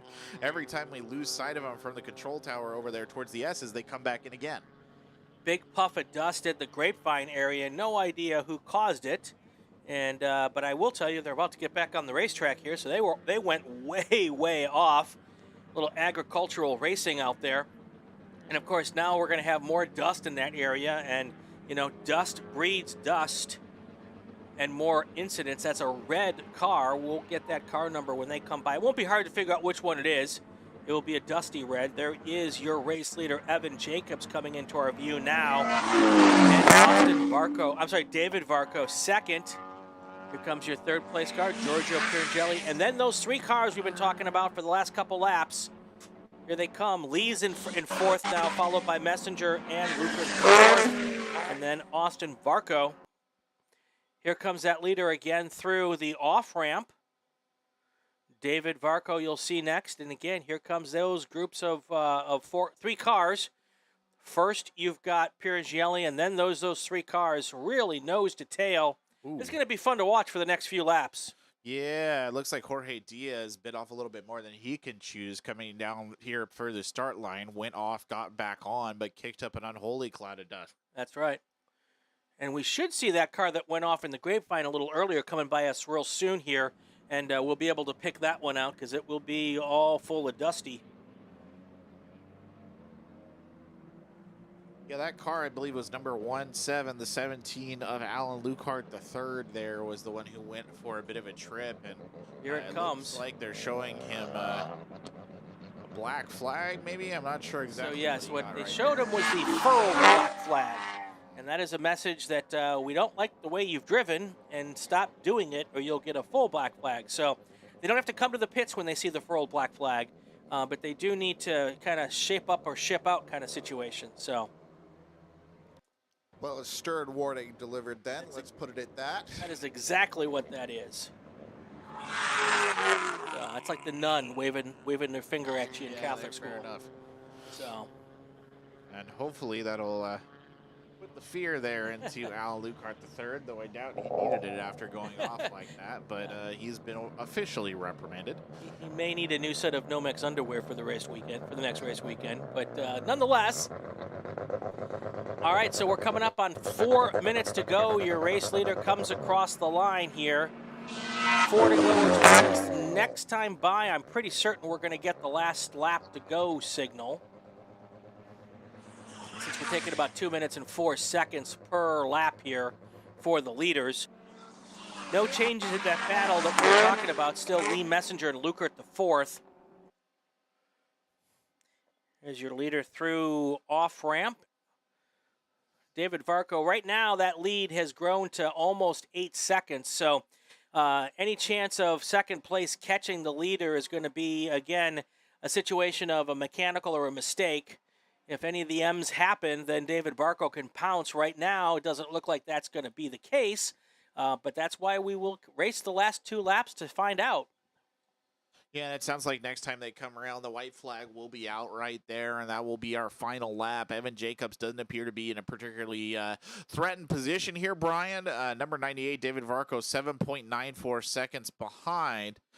99 Blue is now going to be shown the furled black flag, by the way, as he comes around next time. A little bit of unhappy driving right there. As that top three group remains relatively inviolate. Still back here, though, Ren Messenger, or Alan Lukehart IV and Ren Messenger are still pretty close and trying to chase up Clement Lee. So that little group of three for 4th, 5th, and 6th, that remains very much in the fight. That's right. We're going to create a drinking game for the people at home. Every time you drop one of those 25-cent words, it's time to drink. I don't know what to tell you. No, I love it. Vocabulary. I absolutely love it. Shouldn't have paid attention to what it was. No. You're my new Wordle friend. All right, here comes the white flag. Evan Jacobs is now 2.3 miles between now and the big trophy. David Varco just laboring back there going, I can't catch this guy. I mean, gosh darn it. David Varco has just checked out. I'm sorry, Evan Jacobs has just checked out. It's now 9.9 seconds between. And here comes a pass for 5th place, the car of Ren Messenger was trying to get around Clement Lee there. Yeah, another unfortunately unsuccessful attempt in that group, 4, 5, 6. They always try these things, but it doesn't seem to work right there. So Clement Lee maintains position. 99 Blue gets the black flag shook at him most vigorously down there from the starting stand. I don't know if you saw that, Brian, but I appreciated the whip and snap that was going into that one, just to let him know that he'd been a very naughty car racer. Technique. Yeah, there was a technique there. But anyway, yeah, no, again, Clement Lee, he's holding on to that 4th place slot. We saw Ren Messenger try and get around him, and that's kind of been the theme of a lot of this. Alan Lukehart, who has both been at the lead of that group and at the back of the group, falling back. They'll come in through the bus stop, and they are tight, maybe a car length's distance between all three of them. There won't be any passing in the bus stop here, but actually coming up out of the truck stop, I see Ren Messenger trying again on the outside of the river bend. Big off you can see on your screen there at the off ramp. I'm not quite sure who it is, but we'll make sure we get back to the front straight camera here. Maybe that car's already continued, but I'm waiting for a car to emerge from the dust here. We'll keep with this camera just for a few more seconds, then we'll go back to our front straight cam for our finish here. Maybe that car has already moved on. So we're back to our front straight camera. White flag is out, probably a quarter of a lap to go for Evan Jacobs. Just waiting for him to come through and waiting for that checkered flag to come out. Yeah, checkered flag is being unsheathed here for the Spec Miata group. Waiting patiently, and here it is. Coming will be Evan Jacobs as he comes down the straight. Gonna go ahead and take his win right there. Easy as you please. David Varco will wait a little bit in this gap, and he'll be through here. And then we go. Alan Lukehart, Ren Messenger, one of them is gonna have to make this happen. Here comes David Varco, securing himself 2nd place. Giorgio Prangielli across. It looks like Clement Lee will win it out, and Alan Lukehart was so close to passing Red Messenger, not able to do it. And Austin Varco coming close to the pit lane to give a big shout out to all of his friends here and his crew as he came across in 7th place. Well, that was one heck of a race. Yeah, that was a good one, Brian. That was what we expect from our Spec Miatas. Always an entertaining type from this group of cars. And these guys race together every single weekend. They'll get out here at the impound area. All the cars go across the scales to make sure they make weight and see if there's anything else that looks suspect. But once they get through the scales, they all hop out of their cars, and as long as nobody had too many exchanges of paint, they all shake hands and hug and have a good time and talk about the warriors after their game there. Yeah, last time I was down here last month, I saw them all sitting over at the Willow Ranch or whatever, having a good old chin-wag. Probably about 10 of them, all Spec Miata drivers, all breaking bread together. So they come off the course. It's all good fun. Absolutely. All right, let's do it. Our full field rundown here at the end of race number 3. Sure thing, Brian. Well, taking your race in first place overall, number 35, Evan Jacobs. In second place, number 98, David Varco. And in third place, number 80, Giorgio Perangielli. Moving on in fourth, Clement Lee. In fifth, Ren Messenger. In sixth, Alan Lucart the fourth. In seventh, Austin Varco. In eighth, Bill Nelson. In ninth, Jorge Diaz. In 10th, Preston Lerner. In 11th, Gabe Estrada Jr. In 12th, Alan Lucart III. In 13th, Adam Kaslakowski. And then John Gorman in 14th did not finish. And that is your full field rundown here at the end of race number 3. Full field rundown brought to you by the Inside the SCCA podcast on the Racing Wire Podcast Network. Of course, our broadcast, our coverage here, our live stream brought to you by Porterfield Brakes. A great place to go get all of your racing brake needs and a bunch of other racing-related stuff. They have a good selection. Go check them out, porterfield-brakes.com. I'm Brian Belansky. He's Tristan Parker. We will do it again here in about 5 minutes for a final race of the day. Don't go anywhere. We will be right back.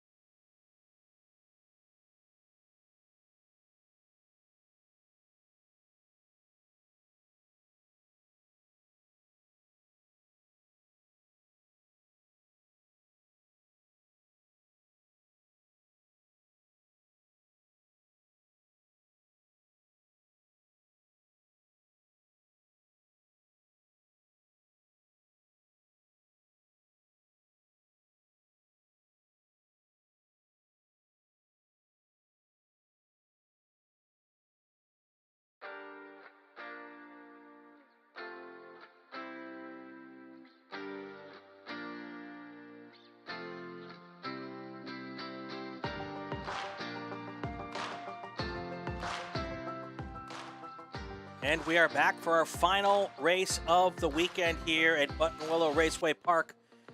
Brian Belansky, Tristan Parker bringing it to you here. This is the Cal Club, California Sports Car Club of the SCCA races at Buttonwillow, presented by Porterfield Brakes. Last race of the day, 7 down, 1 to go. I'm ready for a nap, Tristan. So am I, actually. I won't even lie to you. But, you know, we still got one more race to go, so we'll watch it go through, and we'll see what they provide here in group number 4, a very diverse group. None of the same type of car racing out there. Let's go ahead and give you our starting positions here. In 5th place, number 29, Gary Raymond from San Marcos, California, in a 1976 Porsche 914. In 4th place, number 86, Royce Van Hoover from Santa Barbara, California, in a 1988 Porsche 944. In 3rd place, number 33, Philip Clark in a 2013 Subaru BRZ from Oceanside, California. In 2nd, number 21, Jack McKechnie in a 2001 Acura Integra from Santa Monica, California. And then in position number 1, number 62, Christopher Qualls in a 2022 Mazda RX-7 from West Los Angeles, California. And that's our starting order. 5 cars here will race for 25 minutes. All the glory we've got to give them. We have a lot of time to talk about stuff. Yeah. Race. They will race, but yesterday we did see Christopher Qualls, if I remember correctly, just sort of lit off and then did his utter best there to stay as far ahead of everyone else as possible, and it all sort of shook out. There wasn't a lot of battling in this group. I doubt we'll see a lot of battering today. These guys just going to go out and run their race. And we've also got... Turn my microphone on. We've also got, 5 cars, 5 different classes, and 5 very different cars. We'll get a chance to talk about all of them as we go forward here. And getting ready for the start of this race, Chuck Phillips is our starter. He is looking for these cars to come down. Now, this is the car, the group you jinxed. I cursed them last time. Yes, you cursed them last time, so I'm not going to say anything this time. But Chuck Phillips here is ready to get this thing going if everything looks good. Of course, we've got our beautiful starter stand this weekend with a pumpkin on top, paying homage to Halloween. Of course. No, we don't put the pumpkin on top. We were joking. Here comes our green flag for our race as our 5 cars come towards, of course, Christopher Qualls in that GT3 car should jump out to a big lead here fast. We are side by side for 2nd and 3rd going towards that. If that didn't work out so well, yeah, one of them decided that discretion was a better part of valor here. As we like to say, you cannot win in the first corner, but you certainly can lose in the first corner.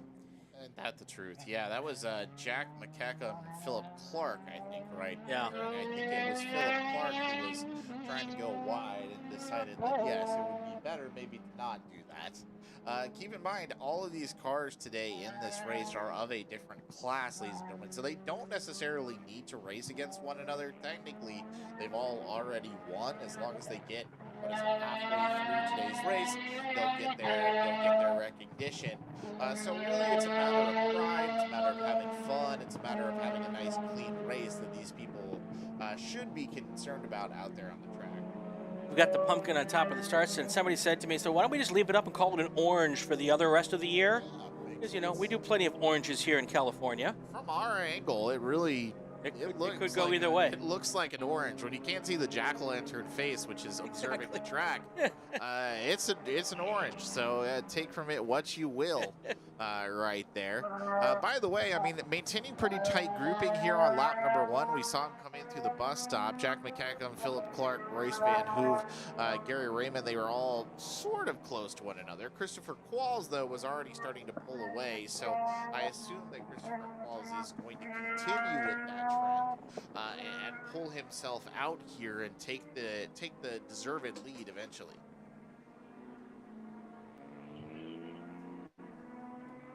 Yep, and I was questioning earlier today whether it was actually Royce Van Hoover or it was a typo and it should have been Royce Van Hoover, but it does look like it is Royce Van Hoover.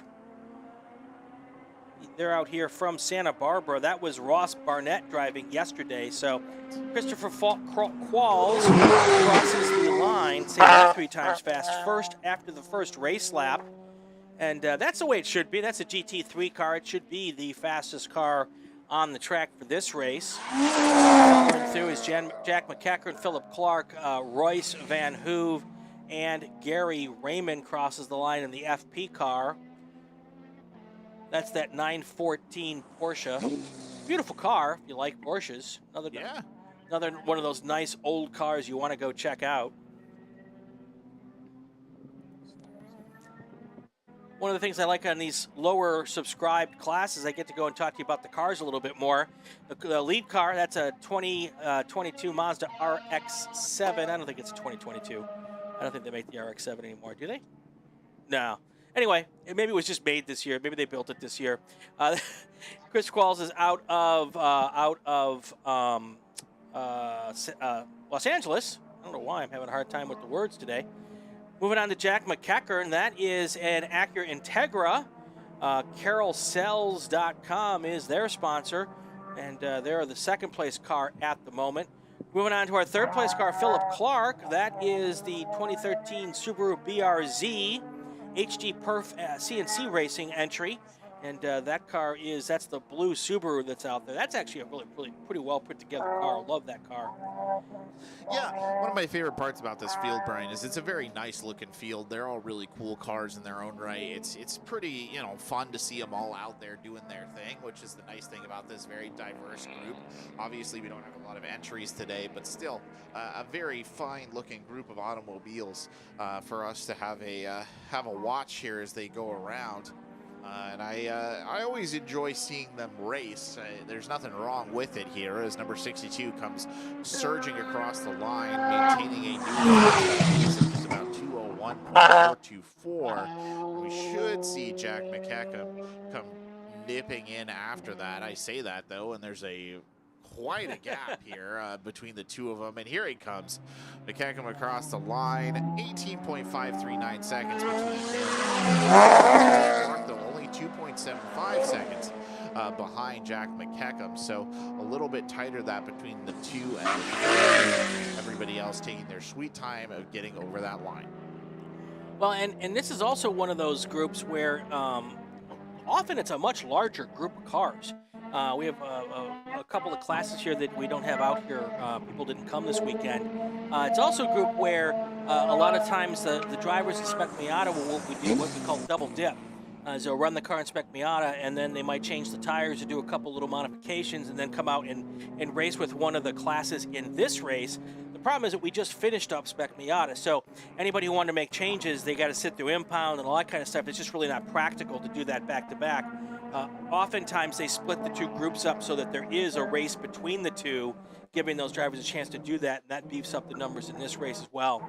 But the world conspired against them in this particular weekend, and that's one of the reasons why we've got a few fewer cars. But nonetheless, we're having a good time. I want to take the opportunity to big shout out to the race workers this weekend.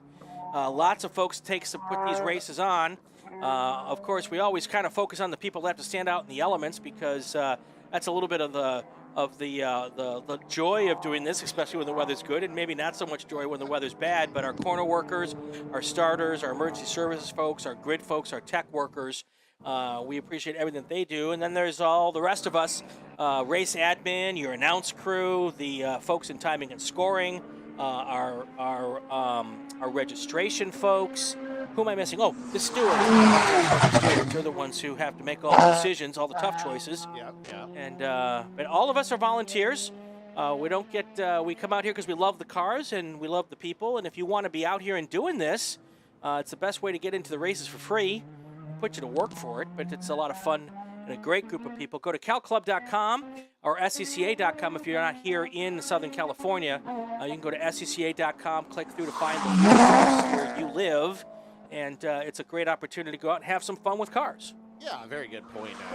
It's very enjoyable. It's a lovely group out here. We had a fun barbecue last night, Halloween costume competition. We had a nice time. There was a cornhole tournament back in September, lest we forget. So never a dull moment out here at Buttonwillow, and always worth seeing some people come out and have a good time. And like you said in one of our earlier races, it's almost like a car show out here, especially this weekend with time trials, national time trials being here. We see a wide diversity of automobile vehicles out there. You can go take a look at all sorts of fun stuff. And two things I don't do well: costumes and cornhole. So You've lost out both. I just sit back with an adult beverage and watch everybody else have a good Barbecue time. was good though. Yes, so it we got was. we got that going for us. Yes, for it sure. was. Christopher Quall, still our race leader.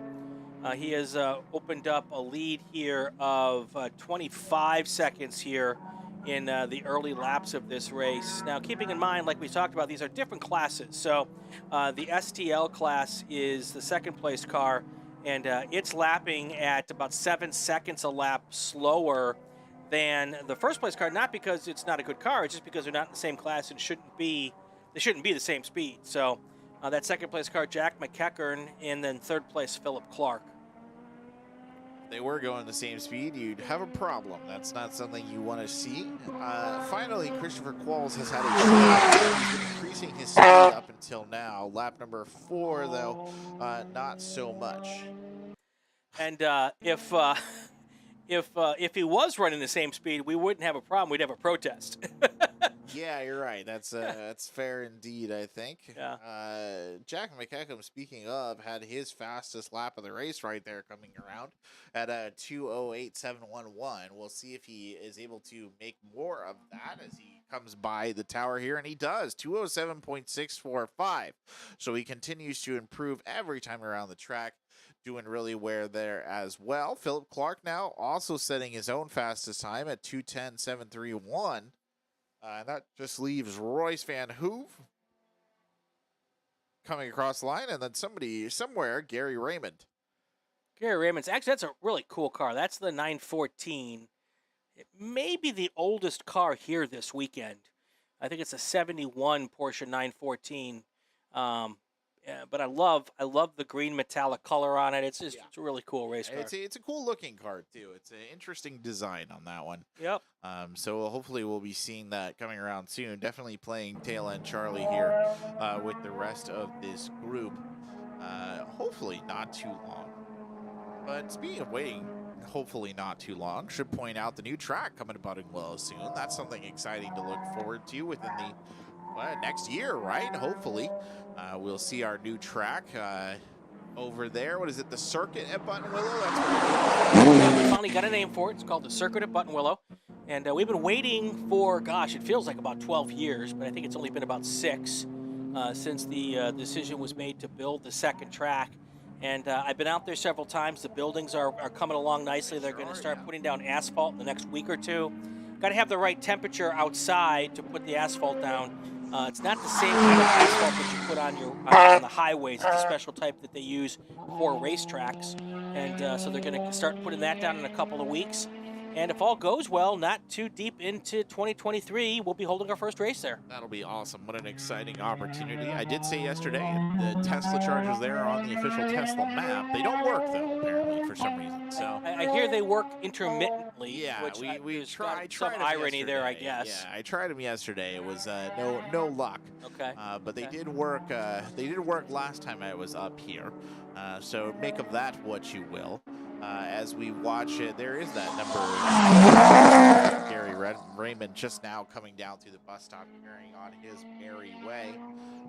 We'll see more of them coming through the bus stop. That'll be the number 62 of Christopher Qualls, who should be maybe in position to lap Gary Raymond in a couple of maps.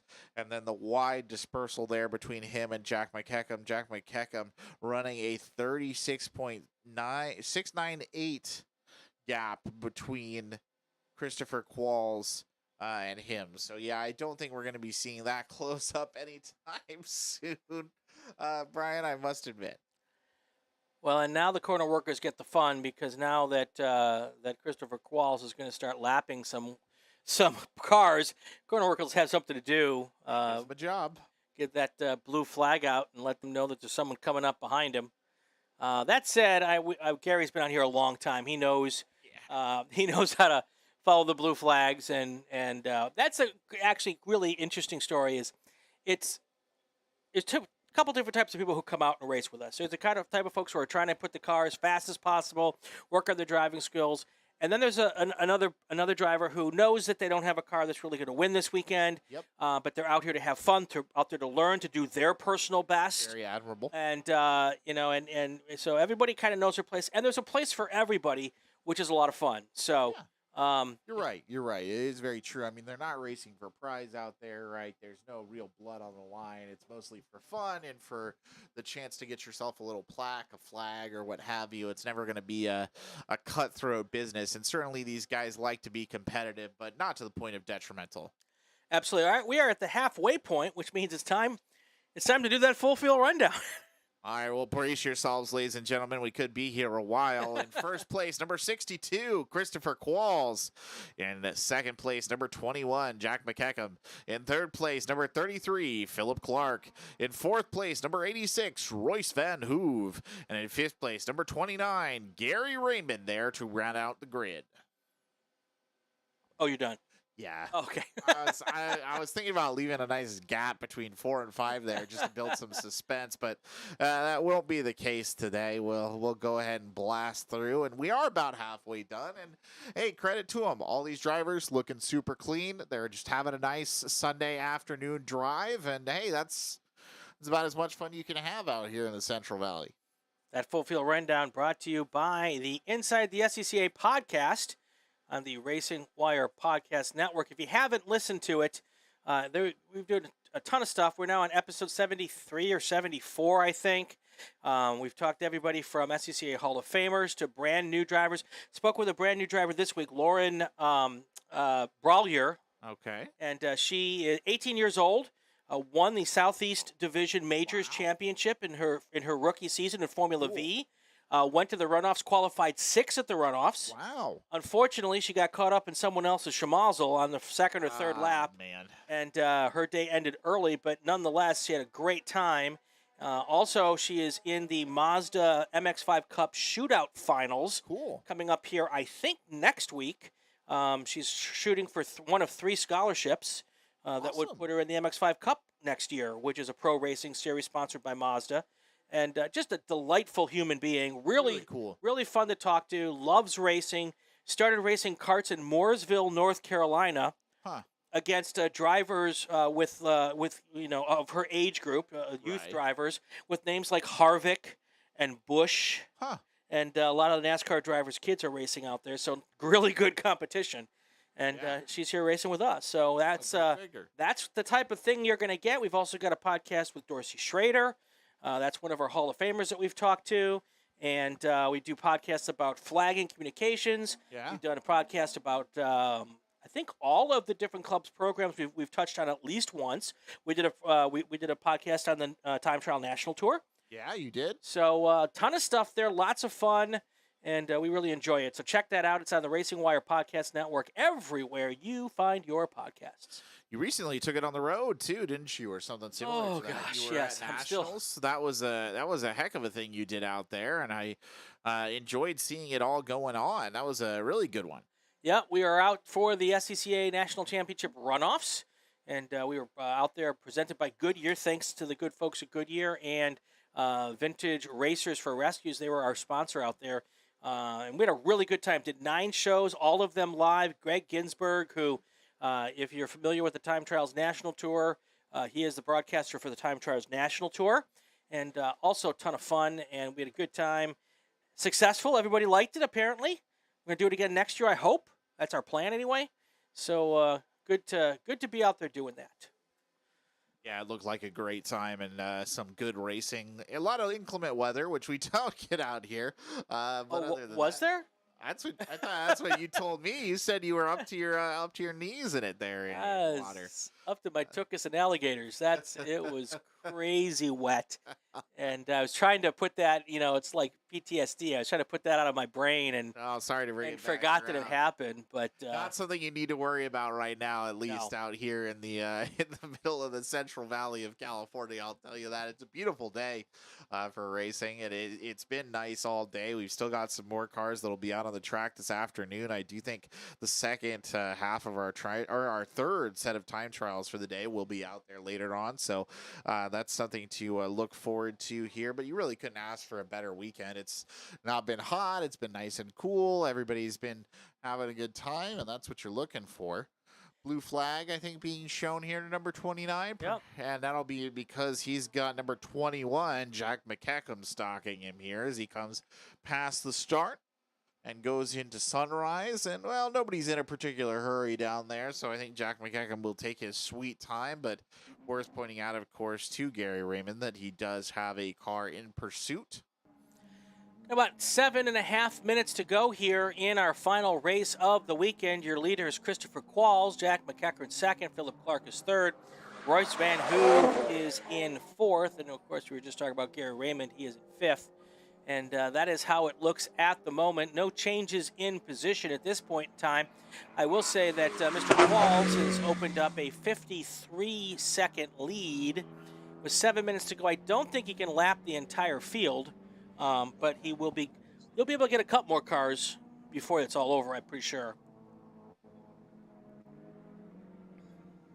Well, watching him take this turn here always is, I think, one of my favorite parts of this setup. And they do a pretty good job of handling the bus stop into the truck stop. And you can see how all the different drivers sort of take it. I'm going to actually keep a close eye on Christopher Qualls as he comes around this rhythm about 204.077 seconds per lap, and that seems to be about where he's hitting it pretty consistently now. His fastest lap still that 201.297, but we've never seen him quite reach that level again. Royce Van Hoove here coming in out of the bus stop. He doesn't even really play that much into the turn, just kind of takes it straight down the middle there, splits it, doesn't care over much about it. And I'm waiting for number 62 to come sailing down off of the hill here so we can take a look at him as well. It's the best, or at least the most exciting portion of the racetrack this weekend. You have a perfect view of it. I have a load-bearing post between me and that. So I just hear you talk about it, and then I have to kind of crane my neck. By the time I get to crane my neck, it's already over. So you've had the best seat in the house this weekend. Well, that's fair. Because it is a good view of that, as you say, most exciting part of the track so far. And it really has been the most exciting part of the track. One of our most active parts. I mean, not a lot of passing going on right there, as we said earlier in other broadcasts, but a lot of technical driving required and a couple of rather big, chunky offs that we had. Yesterday in our Spec Miata group, we had one guy really go out into the dirt. He was on a road trip, and he came back on eventually, but it was not pretty. By the way, Philip Clark, number 33, the T4 group right there, driving that 2013 Subaru BRZ. He's just set his fastest time here at 210.429. And then following him up on that act is actually number 4 as well, Royce Van Hoove in the 1988 Porsche 944. He set his best time at 210.883. So both of them putting in very admirable laps right there. Our fastest time, though, still held by Christopher Qualls. Those of you who are watching from home or watching from wherever, make sure you press the like button and subscribe so you know when our next races come up. I'll also lend a little hint to you. We're back out here in 3 weeks for our final races of 2022, and we'll be out here. I think Tristan's going to join me for that weekend. Or not? Unfortunately not. No, I'm out of town that weekend, but I'm trying to talk, and you should talk to a certain other. Oh yes, I've already talked to him. If he can see if he can be cajoled to get up here into the booth, because I think it'd be a good opportunity for him to enjoy this as well.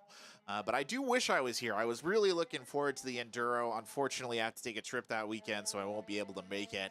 But I will be wishing you the best of it, and it should be a rollicking good time. A rollicking good time. So I don't have to bring my Websters for that race weekend. Oh, no, you can leave that at home. Okay. I'm looking to see here if I can get the schedule for that weekend, because we are doing that Enduro, which is not something we do here very often. No. And I think this will be the second time since I've been out here that we've done the Enduro. And it should be fun. Enduro, for those folks who might not know, it's a little bit longer event. Our races are typically 25 minutes to 35 minutes long. I believe the Enduro is going to be either 90 minutes or 2 hours. Oh, it's going to be so awesome. And it'll be many cars, lots of classes out there, and even more so than normal. And usually most teams will do it with 2 drivers. So you have a driver's change in the middle. That always adds to the drama of, see who's practiced their driver changes and all that kind of stuff. So always fun, and look forward to do it out there. and we will bring that to you. And hopefully, maybe I'll set up a cavalcade of announcer stand-ins because I believe that we need like 3 people to make up for one Tristan. Yeah, no, that's that's so not fair. Oh no, that's sad to see. The jack o' You lantern. can tell that the weekend is coming to the end because the jack o' lantern atop the start stand has been unceremoniously lowered down into the lane. It's heading towards the compost bin. Oh, you hate to see it. He's served so well, so nobly all weekend up there, casting all under his stern gaze. Getting a little punchy here as the weekend wraps up here. We're getting, what is it now, 3 minutes left. We should see a white flag here very soon. Yeah, according to racing, the white flag, race control and scoring, the white flag will be shown on the next lap. So we're nearly done here with this last race of the weekend. And I wish I could say that it's been particularly thrilling. It hasn't been thrilling, but it has been clean and consistent. So good to see right there. 2:07.382, by the way, was Jack McKechnie last time he came around, and that was his fastest time of the race so far. I guess the biggest drama right now is whether or not Christopher Qualls is going to be able to catch Royce Van Hoove and put him a lap down before it's over. Right now, 1:46 is the gap between first and fourth, and that's right there with a lap and a half to go. Maybe too much for Christopher Qualls, and I think at this point in time he's probably just coasting to the finish anyway. So. That will probably not happen, but yeah, he hasn't really put on a blistering pace here, Brian. Since those early rounds, he was laps 3. He was at 2:01. He's now comfortably sitting a little bit farther back from that, so I don't think he's too worried at all. And I hear he's approaching, so we should be seeing him soon. And the white flag in the hands. The blue flag coming out, by the way. I think that's going to be for, I want to say Royce Van Hoove, maybe? Oh, no. A little bit of a pass there, and it's Royce Van Hoove, who somehow ended up behind Gary Raymond, might have just lapped him again, and now the white flag comes out as we see Christopher Qualls cross the line. And that will be possible. They're close enough now where Chris Qualls might catch that car. I think he very well might actually catch Royce Van Hoove. Yeah, I think he might actually put Gary Raymond 2 laps down and then have a little bit, maybe a half a lap to try to go after the 4th place car. That's our excitement at this point in time. The white flag is out, so less than 2 miles now for Christopher Qualls to get this win here. And here he comes. He's actually barreling down on Gary Raymond. Well, you got to have something to go after, right? No mercy right there. And then the heart of Christopher Qualls as they come down off the grapevine. He'll shoot right past him.